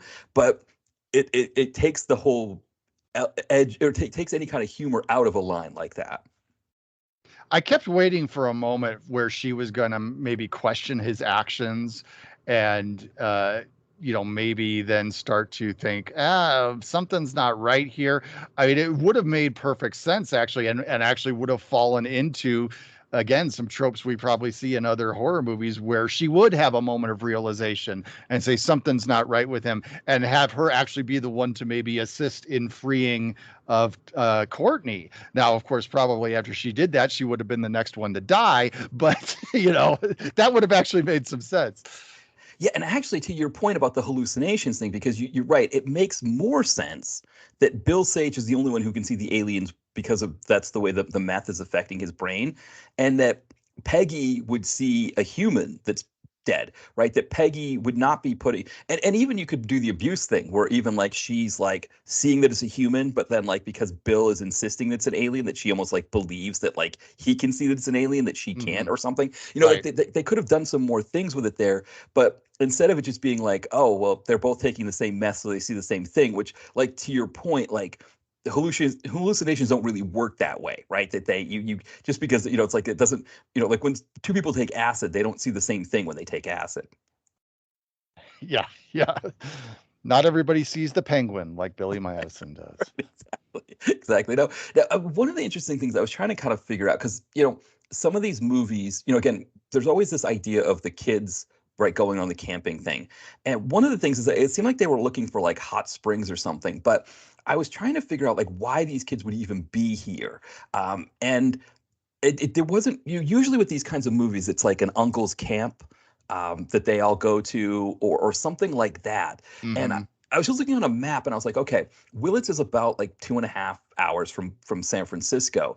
But even if I think of it that way, like if these kids are from San Francisco, or even like, I think, what was the nearest city from there? I think it's like Santa Rosa is like north of there, like kind of a northernmost suburb of, or if it is a suburb, but that's like 1.5 hours from Willits. But even then, like, why would it be Willits of all the places? I mean, I guess there's that hot springs thing, but there's like so many places that they could have gone in that Emerald Triangle area for the variety of reasons. And so it never really explains that part of it. And so we're kind of like, why, these kids just happen to be here for some reason. Well, and that's something that we do see in a lot of other films where we have the kids going out into the wilderness or going into some other environment, where there needs to be kind of, at least a moment to get to see them enjoying themselves, to see them, okay, they're off on a hiking trip and there's bonding going on there, or they, like you say, they go to the hot springs, or who knows what they're doing, but there's some kind of moment where we get to see them actually doing what they went out there to do, having fun, having this adventure, having these moments of connection. It actually helps build the dynamic between the different people that we see, makes it a bit more of a, gives us a bit more emotional impact when we see them off one by one. We don't get that here. Really, the only scene where we have any chance for them to connect and we get an idea of what their dynamic is that mini mart scene. And again, I like the mini mart scene. I think the mini mart scene is one of the better scenes of the film, but we probably do need more, like what you're saying there, just to kind of establish who these people are and why are they out here. Yeah, because right, that you're actually right. I didn't even think of that, because right, there's always that scene like maybe them swimming in a lake, and of course that gets them declothed, right? So so you get right. That's always a big piece of it, is that element, or they're playing like a game, and and I get like maybe we only need so much of Zach being a jerk before we realize he's a jerk, but you'd still see it, right? Like maybe they play truth or dare or something, and I think to your point too, like it would give more Rory, more Rory Culkin, or a Possum, give his character more times to you could see him like creepily watching the women swimming, the girls swimming, right. That kind of thing. But you're right, like it's almost like they just show up. They try to find these hot springs in the middle of the night, which makes no sense. They go, they're setting up their camp at night, that kind of thing, which to some extent that does work, right? Because you could see them like not being experienced with camping and just like thinking, let's just do this, and they just show up and kind of like, what was it, like Burning Man, where people just don't know what they're doing and they just bring a bunch of stuff and then they just like throw it away somewhere in Nevada, and that kind of thing, right? You could have had some of that element. I mean, that would have even been funnier if it was like they were going. That would be really good to have moments that show them, being out of their element, to show that, they're already in a situation where they don't know what they're getting into. And then we add a hallucinating killer into the mix. Yeah, right. Well, and that's the other thing too. I was thinking like maybe they could have been going to like the some festival, and maybe the deal is they got a late start and they need to sleep, or I don't know what, something like that. But at least explain why they were there. But like you said too, like have more of them out of their element. Like they can't set up this. They did a really good job setting up their tents for people who don't camp. Right. That's that's usually something that I know for me. I camped. I mean, usually like I haven't really camped like that. Usually, like I said, my buddy and I would go hiking. It's more like bivouacking and so setting up like our sleeping bags in the back of the SUV kind of thing. But I know for me, I would, I would still take me some time to set up a tent, but, especially for people that aren't used to doing it, they kind of had the whole thing set up really easily. Well, and like have them encounter some wildlife or something like that. I mean, that actually would, create another moment for like, maybe they encounter I don't know, a raccoon at some point and it scares them, freaks them out. And then, a few minutes later, they hear a similar noise and then it's just like, oh, it's just a raccoon again. But no, it's it's this guy that wants to kill you. Right, exactly. Yeah. And I think it's like you said, this is a really interesting idea, right? The idea that like the murderer, being Bill Sage here, or Brock, the murderer thinks he's doing a good thing by murdering everybody. And when in fact he's just killing people, right? He thinks he's defending alien, or fighting off aliens. It's a really great idea in theory. It's just, how do you execute that? And it is interesting how it kind of runs up against some of these normal things that we expect in a horror movie that, to be honest, they make horror movies good. Mm-hmm. Yeah. I mean, clearly they're trying to do something different while still kind of staying within the realm of the familiar when it comes to a horror movie like this. But at the same time, those things where they are trying to step out and do something different, I think most viewers will sit there and watch that and going, yeah, but you could have done this. That would have been even better, Exactly. Yeah, and that kind of brings up the Dolph element of it, because the Dolph element is very interesting, right? And that he's on this cop show that which is interesting in and of itself, that they wanted to create their own show for the movie. And at the very beginning of the movie, we get like this sort of this info dump kind of thing where it's just like a whole bunch of sort of like old pop culture, images on the Yeah. screen. Yeah, I dug that moment. Yeah, it was really cool, right? And I guess, yeah, actually thinking about your podcast where you have a lot of different sound bites from from old movies and trailers and that kind of thing. Yeah, Yeah, yeah, it's cool to see that kind of stuff, and it kind of sets a tone for the film that doesn't really get followed through on. right, because you think you're going to get more of that, and it's interesting that it sort of gets winnowed down to just Bill Sage looking at watching this one TV show, and the hallucinations turn to this point where he thinks Dolph is saying that he's going to bust him. He's like, I'm going to arrest you, Brock, for selling meth. It's almost like he's talking to him through the TV. Yeah. But we also don't know if it's the TV at home or if he's having flashbacks to the alien abduction that again we don't even know really happened or not. So it's an interesting element of the movie that is almost like another one that you almost kind of feel like there could have been more with it potentially. Yeah, I mean they flash to Dolph and the TV stuff during those flashbacks while he's being examined by the aliens. So you think, is this, they watching TV in the spaceship? What is this? Or are the aliens talking to him through the TV? Is the image of Dolph an actual TV show, or is this the aliens, influencing something? I mean, again, there's that whole thing set up with, these are different kinds of aliens. They do things through chemicals and blah, blah, blah. So yeah, the whole dynamic of how that all works, with Dolph Lundgren being on TV. Is he real? Is he not real? I mean, because he even as they get even further into the film, he starts referencing the aliens and things like that. So, right. Well, it's like, yeah, and I mean, there's this whole element too, because the idea that he thinks he's going to be busted or something.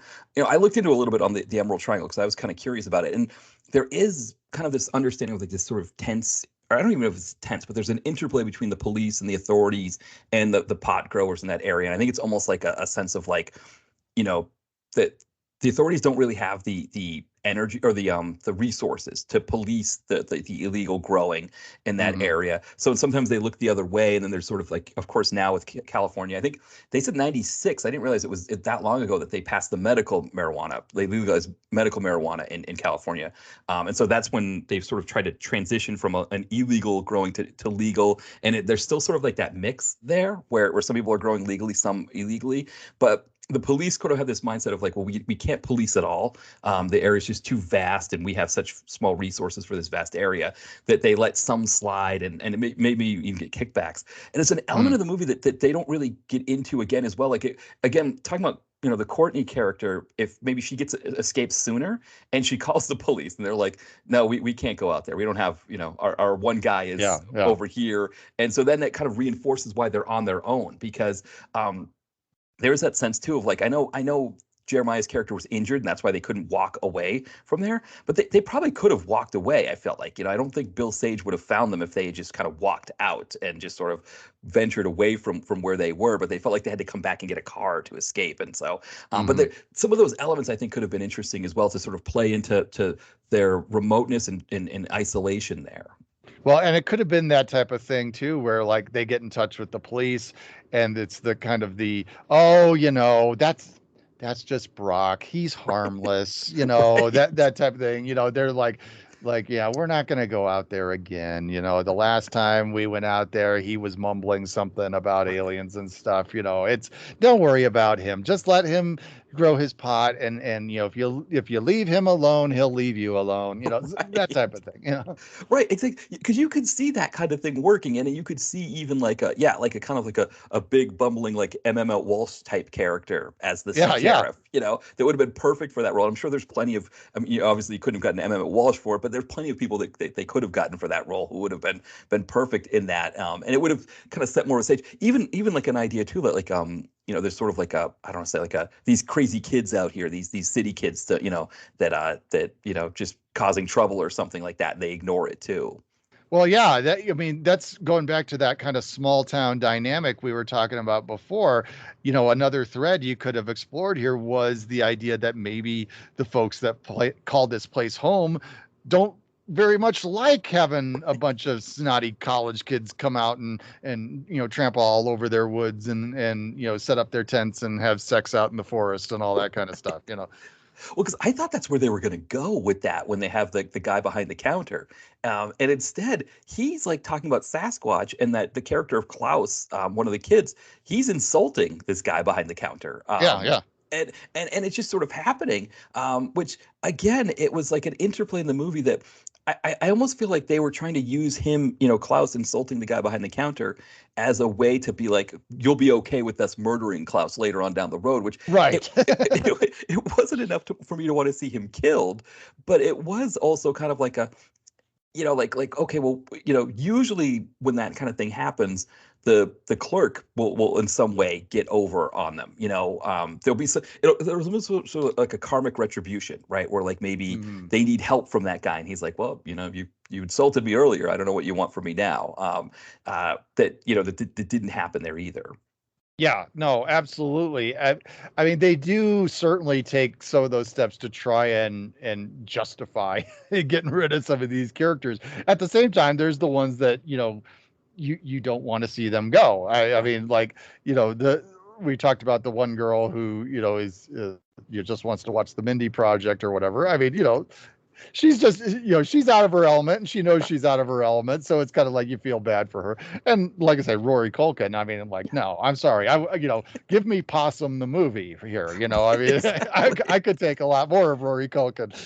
Yeah, because it's the Rory Culkin. I mean, so going back to the Cassie character, it's almost like there's with that murder, with her death, there's almost a sense that this sort of thing happens in a lot of like action movies in particular. And I think we were talking about this on the No Contest episode on your podcast, where one character, she has the bomb strapped to her wrist, and she runs away and she blows up and gets thrown out of a building. But there's supposed to be this sense of like, well, she had a part to play in her own murder because she couldn't just sit still with everybody else.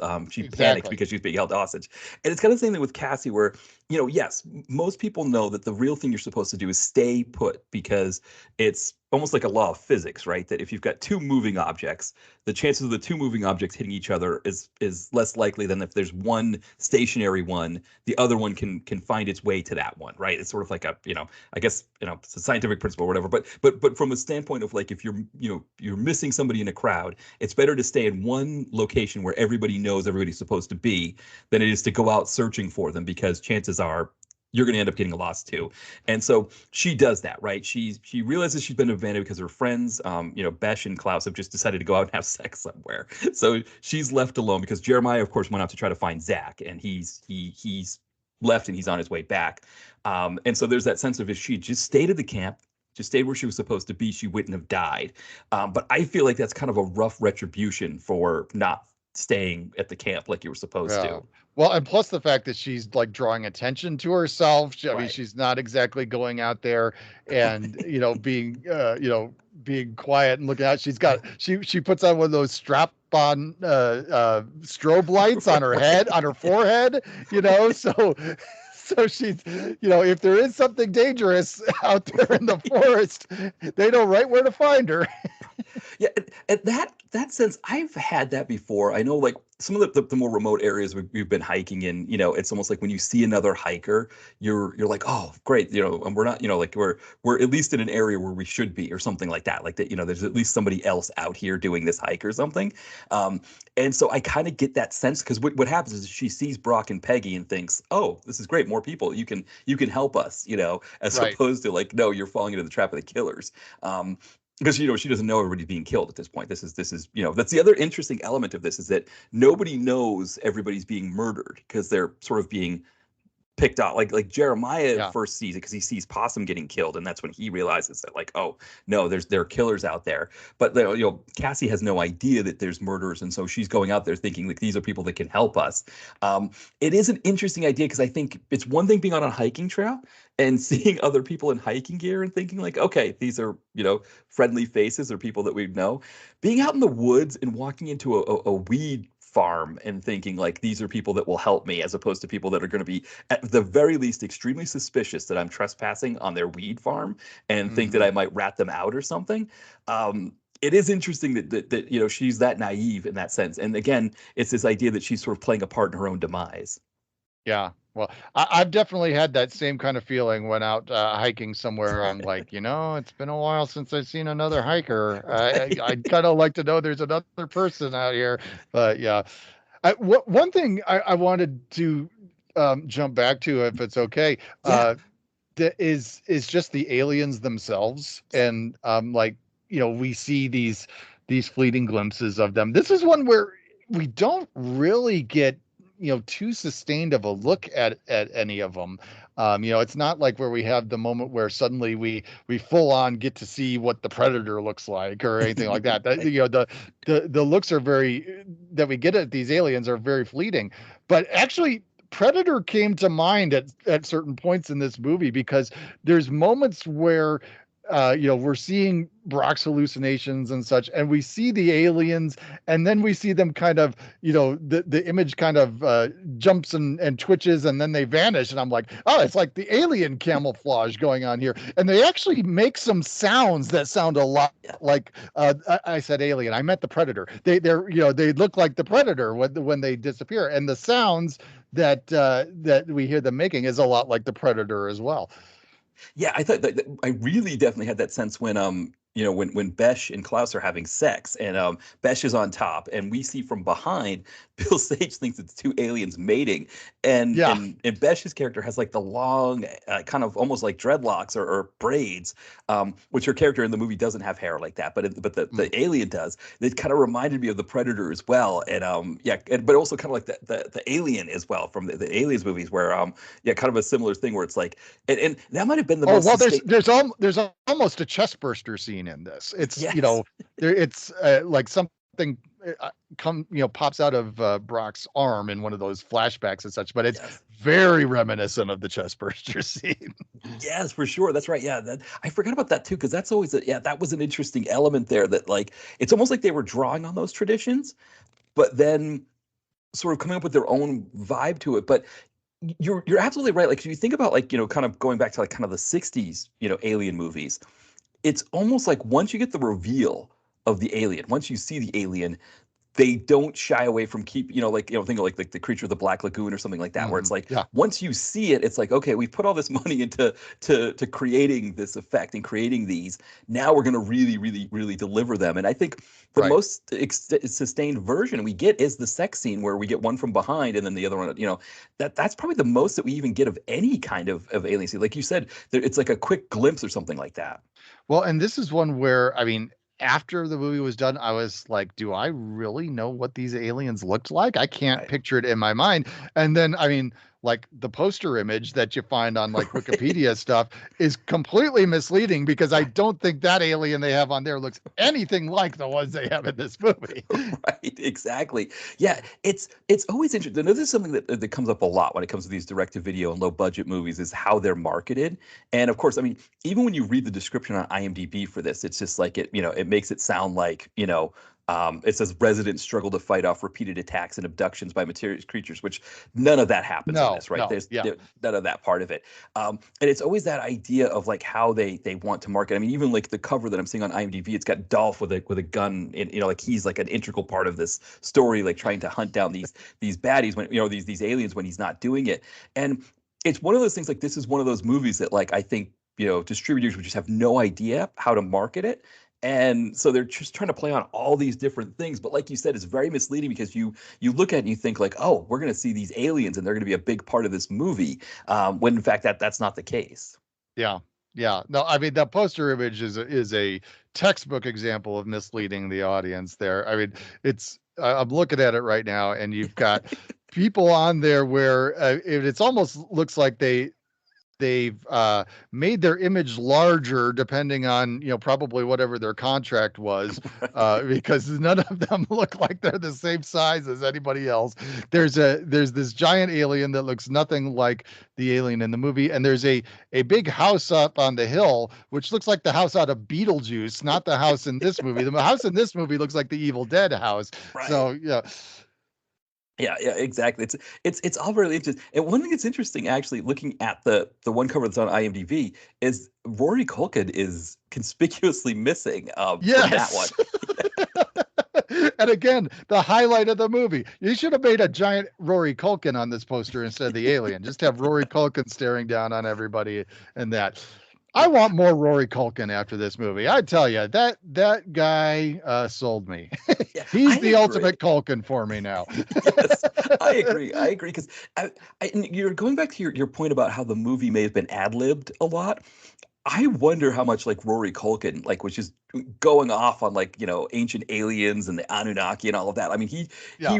he went for. I mean so my experience with that is a buddy. I was helping a buddy move about like 4 or 5 years ago, and he just had Discovery on, and there's a marathon of that show, and we were just like watching it and kind of yucking it up while we were like taping things up and putting them in boxes and stuff like that. So I think I had like maybe like 4 hours of that show kind of just like back to back to back. But it was kind of a funny thing the way he was just like all into it and talking about it. And like you said, it was like one of those things where it's like we get enough just to like him and then we lose him. Yeah. Yeah. No, that was sad. I really wanted to see him carry on through this film. He is, if there is any reason to watch this movie, no offense to your hero Dolph here, but if there's any reason to watch this movie, it's Rory Culkin.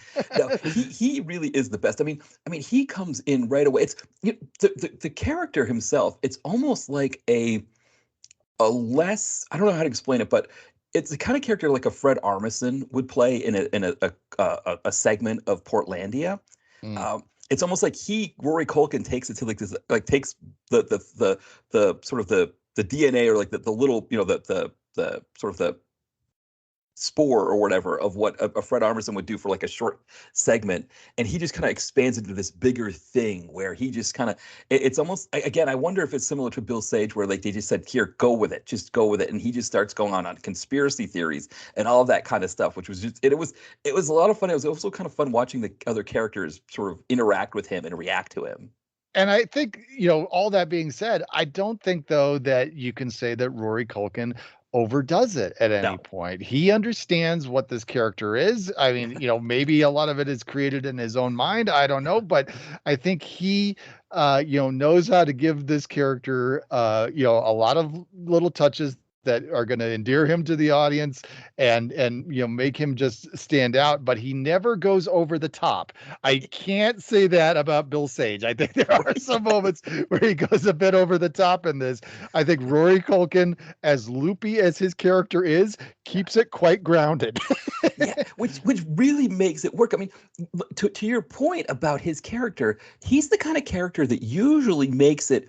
If he doesn't survive the movie, he at least makes it into the final act of the movie. And Right. either maybe he sacrifices himself, maybe like he makes that one slip up, right? Like the whole time he's on top of it and he knows what's happening. He makes that one slip up and realizes like, oh, the killer's behind me and he's dead.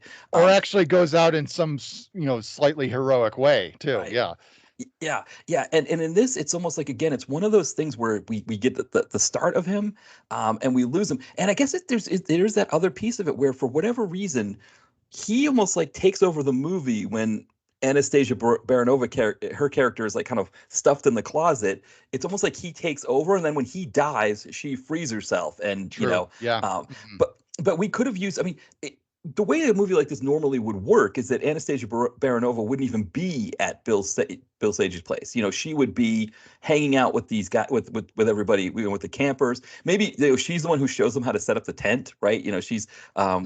which kind of is very like thinking of like old like Thanksgiving movies and things like that, right? Where like the First Nations people are the ones that are showing these dumb colonists how to do everything, right? That like kind of that's a trope that we see a lot, right? That the city people don't know what they're doing, with the local shows them how to do it.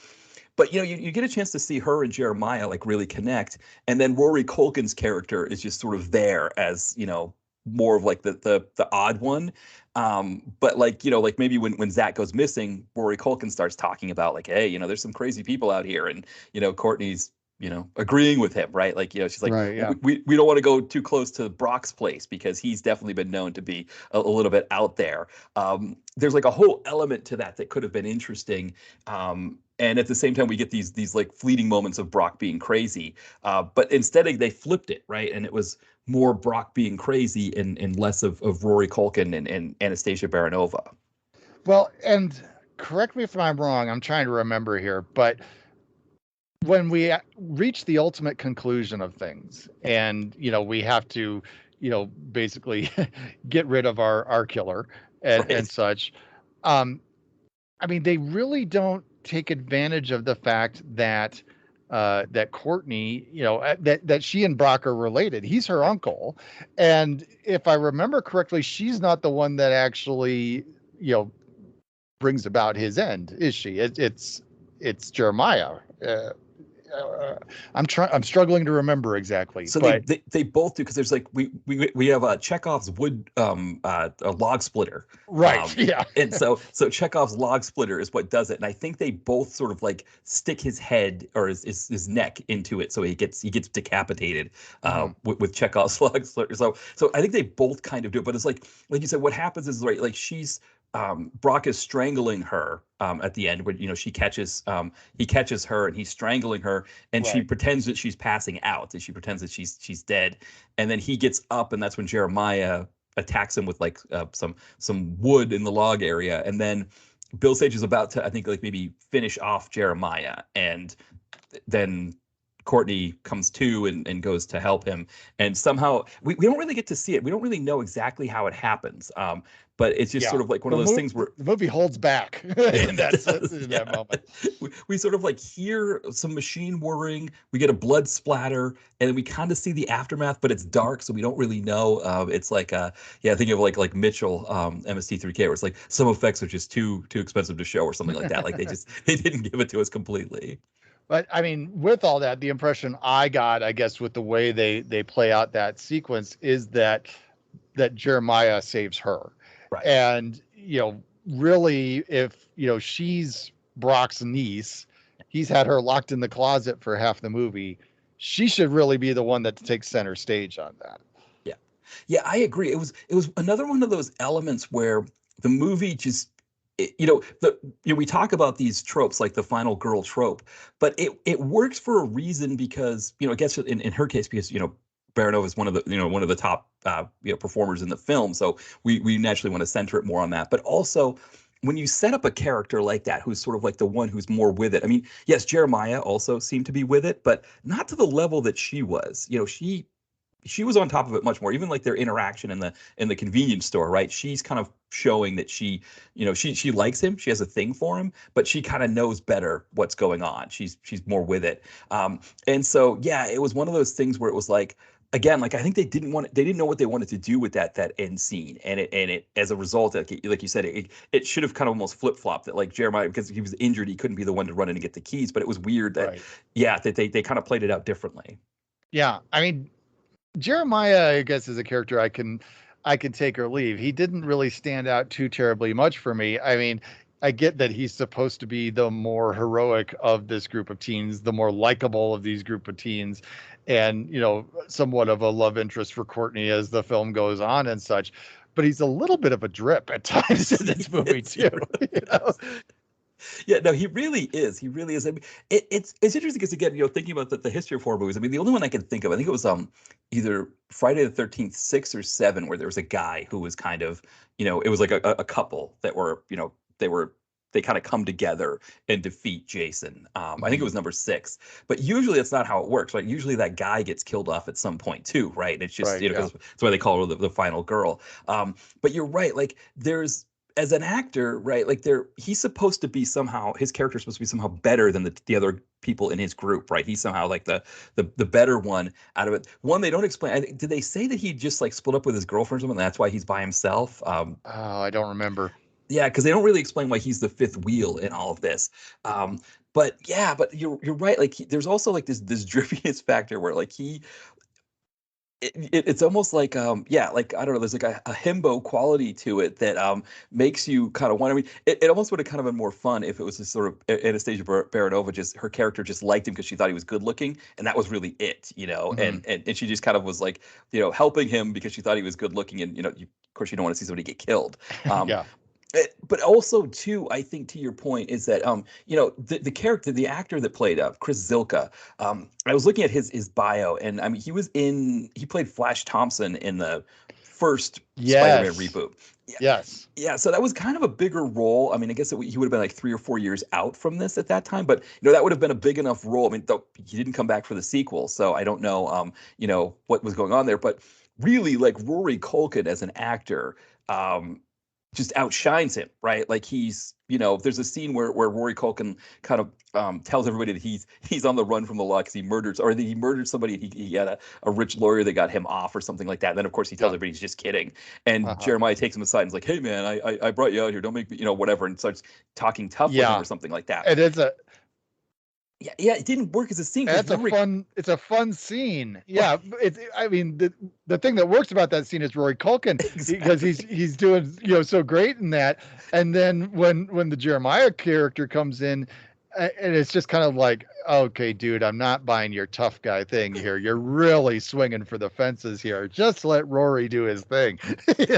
Yeah, exactly. And I think that was the problem, is that Rory Culkin, I think, like you said, we're talking about like the Culkins, as actors, right? And of course, I think it's Kieran is the one that is in Succession, right? So that he's the one that everybody knows, right? And of course, Kieran is. I'm trying to keep him straight here now. Who's the Scott Pilgrim one? That's let's see. Scott Pilgrim's buddy is that Kieran as well? Kieran. That's Yeah. Kieran. That's what. Yeah, he's Wallace in Scott Pilgrim. That's what I'm always going to remember him from. And of course, Exactly. Macaulay is Macaulay, and Yeah. this is Rory. Okay. Yeah. Yeah, and then there's I guess there's another one. There's a whole bunch of them. There's a Shane Culkin, a Dakota, Quinn, and a Christian as well. So on top of Macaulay and Rory and Kieran. So there's a whole bunch of Culkins out there. But and I don't know if they all have done stuff. But Rory, like you said, like he is. It's interesting how that kind of thing works. It seems like that works a lot with these sibling acting groups, where it's like the first one who breaks through is not always like the biggest like critically acclaimed actor, because like Macaulay is the he's the child actor, and he kind of got pigeonholed in the child acting thing, and then Kieran comes in and like he's getting all the critically acclaimed roles. It's like with the Olsen twins, and then Elizabeth Olsen is the actress that like everybody is she's doing all the Marvel films, or like the Phoenixes, but of course part of that is because River Phoenix passed away. But right. yeah, Joaquin Phoenix is Joaquin Phoenix, so right, exactly. Yeah, not Leaf Phoenix, Joaquin Phoenix. Right, exactly. Yeah, and Rory is like it's like he comes in with this pedigree in this film that I think because I don't know if maybe because he's like down the list of Culkins, he doesn't get the kind of work that necessarily should. I did notice it looked like he was in Scream 4, which I haven't seen that one yet. So so he has done some other horror films, and he does work, but his stuff is definitely more along the lines of like kind of this kind of movie, right? Or like direct to video kind of stuff. But he does bring a pedigree to this film that, when you compare him to, the characters playing Jeremiah, I mean, really the only people that really do a good enough job acting with him, they act on his level. I mean, I think, obviously Anastasia Baronova, and then, Bill Sage, I think, if his role had been a little bit more compact, I think there are moments where he's acting along the same lines as Rory Culkin. But he brings a level to this that it's one of those things where I think the movie makers, maybe they really loved what he was doing, but it's almost like, I don't know if you're at that stage where you can throw out the script and say, let's give Rory a bigger scene or something like that. Yeah, no, exactly. Yeah, because I it would have been nice to kind of see a little bit more of him, like you said. Like he definitely belonged in the film more. Well, yeah. Now, Todd, is there anything else that you had on Welcome to Willis that we didn't cover? No, man, I think we've covered it. We've we've got the length of the movie just about on this thing. So it's, yeah. I don't know how you feel overall. I mean, it's interesting, like how I would recommend this. I mean, one is it's not that long, and so I think that helps. Even though it did feel like it dragged a little bit, because I think we were talking about it, because I was trying to figure out why it dragged, and I think now I was talking about it, it's because they spent too much time with Bill Sage and Peggy, and those scenes get a little tired, and I think because of that you get a bit of a drag effect in the middle there. And so there's that element. I mean, I think it's interesting to see a movie like this and kind of just get a sense of it. I think, the Rory Culkin thing might be enough. And maybe, I don't want to say people should just turn it off when Rory Culkin gets it, but that's.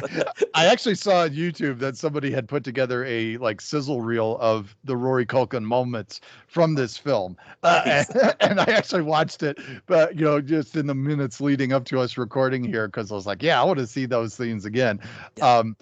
I wouldn't recommend that because I'm not the kind of person that says, yeah, just watch these parts of the movies and then give it up on it, because I'm always somebody that says if your interest is piqued by something, even if it looks like it's going to be a total piece of garbage, watch it. I don't talk about movies to convince you one way or another to watch a movie. If you are interested in watching a movie, you decide for yourself and watch it. I just love talking about movies. I think this one, it's got plenty of weak moments. There's plenty of frustration with this film. I think mainly because you don't have to put a lot of brain power into it to come up with some very interesting directions that the film could have gone but didn't. But when it comes to what is on the screen, there are certainly some things worth checking out. I definitely would put Rory Culkin on the top of that list. And I think just the basic premise is intriguing. Like I said at the beginning, if it may not be, terribly well executed, lots of missed opportunities with that premise, but it is interesting to see what they did with it. Yeah, I agree with you there. And I think, again, with an 85-minute runtime, I think it's not going to kill you so much if you watch it. I think that always helps with these kinds of movies that, when they make mistakes, what is the expression they talk about in the corporate world?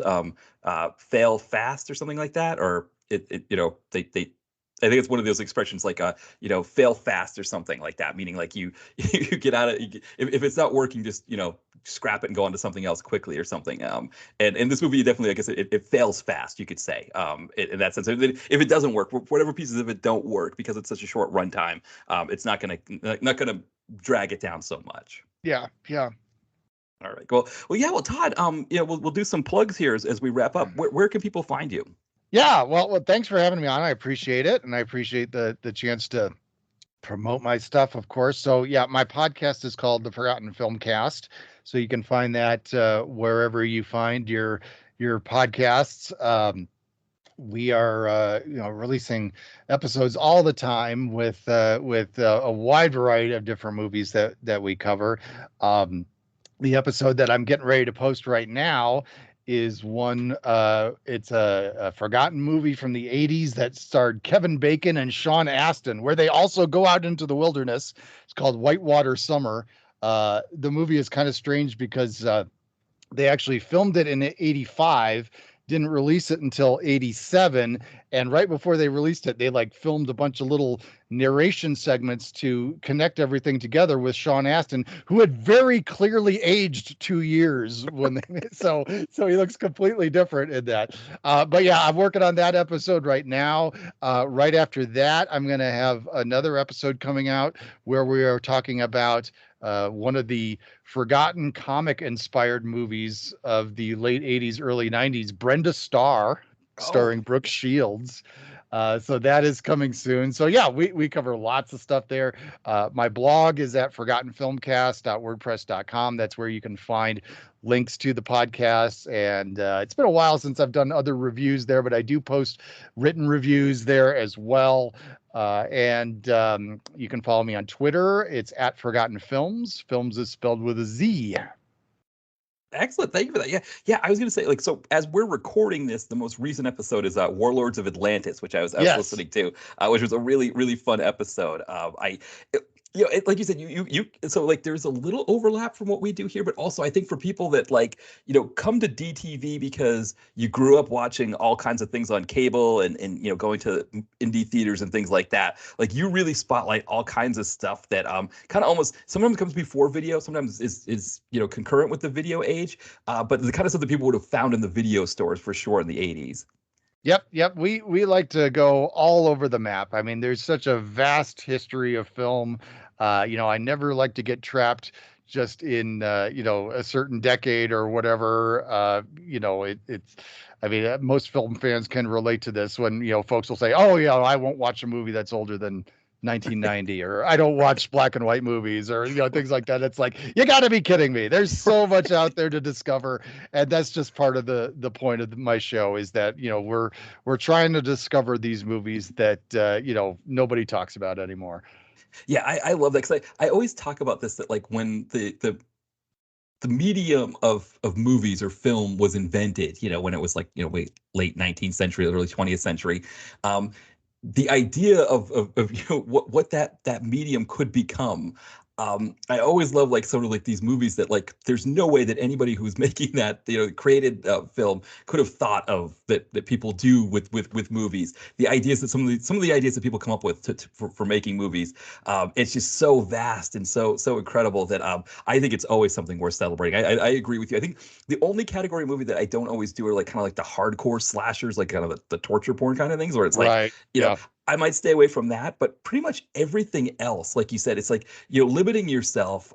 You miss out on a huge, and I guess, everybody has their own tastes and everything, but it always just fascinates me what people decide to do with this art form of film.